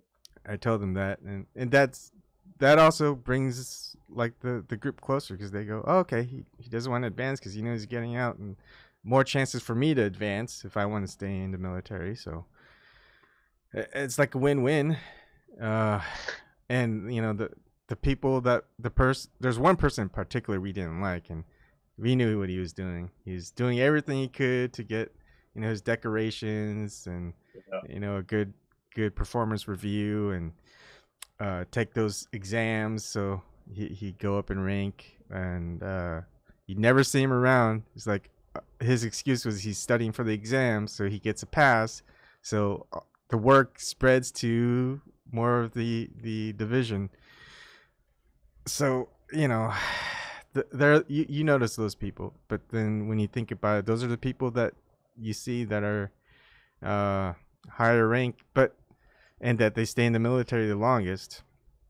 But the things, sometimes things change. It's like once you get up in a certain rating, there's usually like a freeze. So if you reach like a petty officer first class, or if you reach as chief status, E7, then sometimes it's really hard to keep advancing further.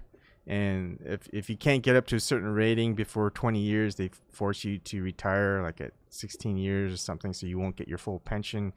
And they kind of become more relaxed.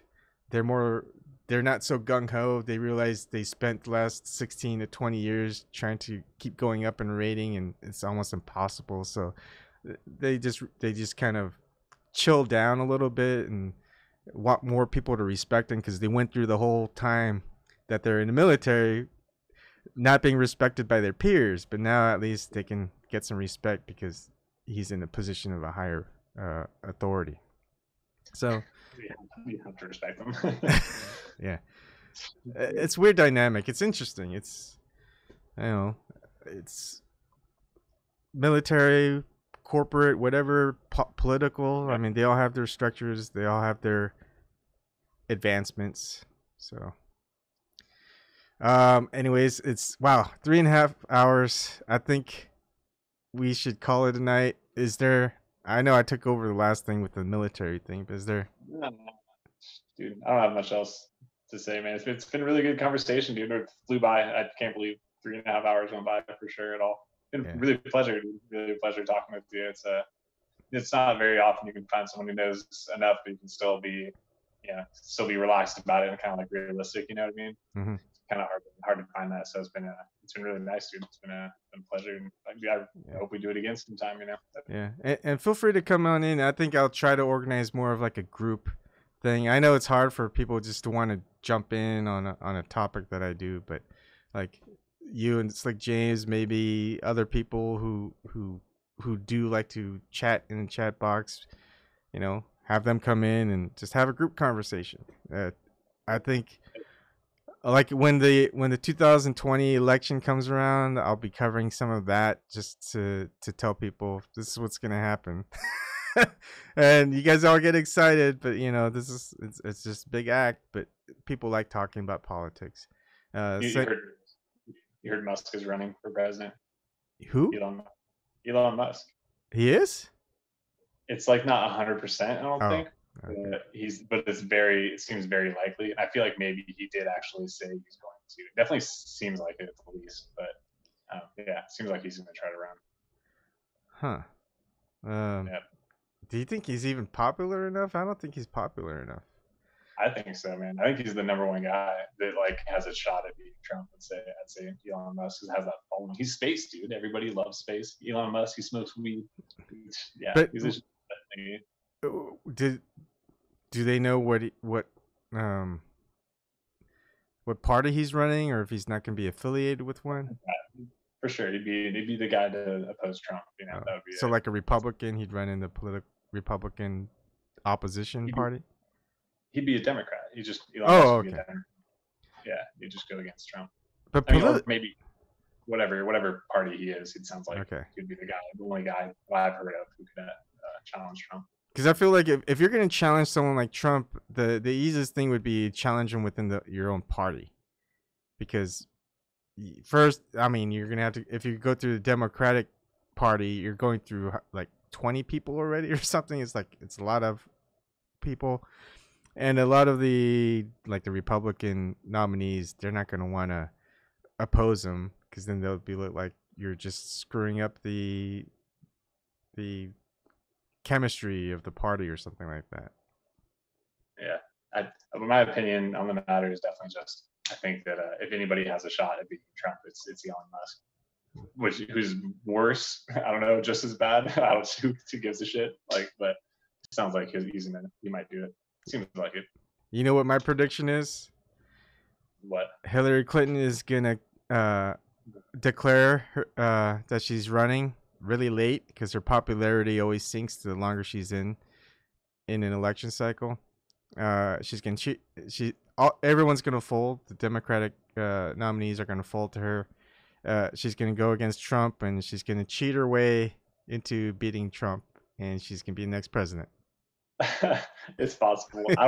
I think that there's no way. I don't think there's no way Hill Dog wins the presidency. If she goes up against Trump, which I could see that happening, I still think she'd lose again. But here's the thing. I think there's going to be more to it. I think they're going to force an economic crash in 2019 and this year, or 2020 early on, saying, "Hey, Trump, we're in an economic slump." That's going to be another hit. Everything that they do to just try to prevent the same thing from happening as 2016. Like, it seems like it. Yeah. It seems like it. It seems like they don't want Trump in there, but that could also be another move to get people on the Trump train. Like, right, oh, he's not one of the, he's not part of the establishment and stuff. So they'd make all these moves to get him out, but really they're just making it seem like that. Yeah, I don't know. I get very distant when it comes to politics. Yeah. Same here.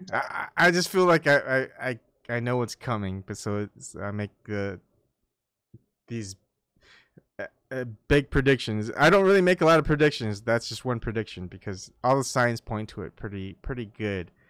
I'm gonna watch it. I haven't heard that song movie. If that happens, I'll remember you said that. My prediction is Elon Musk runs against Trump, and I don't know who wins. Let's say I have no idea. Trump probably will win. My guess is Trump will be the president for sure of the next one. The thing is, with Elon Musk though, I think that is a good one because if he does get in and runs, it will draw a lot of attention into the political race, because they just want to hear what he says, and just because sometimes some of the things he says is pretty incredible, and he's not a politician; he's a big science tech corporate guy, and he's the only one in my mind that has a shot at beating Trump, and that'd be such a huge story, right? For years, right? Oh my God, who's gonna win, Musk or Trump? Like leading up to this, to the election. That'll make Joe Rogan a lot more popular because they're gonna show that episode with him smoking some weed, and then the news stories would be pretty crazy. It's like Elon Musk is running, he smoked pot on Joe Rogan's show. So what if he'll win? He's gonna win, and right? What if he won and then he legalizes weed, right? Let's say maybe he's the guy that federally makes it legal, and then he's the most popular guy in the world, and he's the head of SpaceX. Most NASA. I have a feeling that if he's part of the system, then we've got probably. Then SpaceX. Then we'll have the Mars landing, right? The Mars landing. We'll have AI military. Like he's gonna make an AI army. It might be worse with Elon Musk as president. I think it would be, dude. If anything, it'd be worse. Yeah. Anyways, that's a fun conversation. It was nice talking to you, Brian Fisher. People who are watching, he does have a YouTube channel. I hope he makes more YouTube videos. I think he will. And of course, if you ever need help with tech stuff, just let me know. And Usually it comes down to I'll make like a tech video how to do it, and it's good because a lot of videos get outdated. Like how you live stream or upload a video on even just YouTube is a lot different than it was a year or two ago. So yeah, I have I'd love to talk to you about like because I have a personal business that's like it's an internet based. I'm like trying to found an app, you know. Yeah. So like I know it's ridiculous, but it's it'd be interesting to hear your thoughts on it, stuff like just whatever. But yeah, no, whatever. Thanks for having me on, man. And it really was good talking to you. It's easy conversation. It's it's not very often you get to talk to somebody who has these kinds of beliefs and stuff. So it's a pleasure. It's not a belief. Facts, I'm always in soft handing it. I'm always these like ifs and whats, and I have my beliefs. Yeah. All right. The world is flat. All right. Thanks for coming on, and I'll talk with you later. Right. Yeah.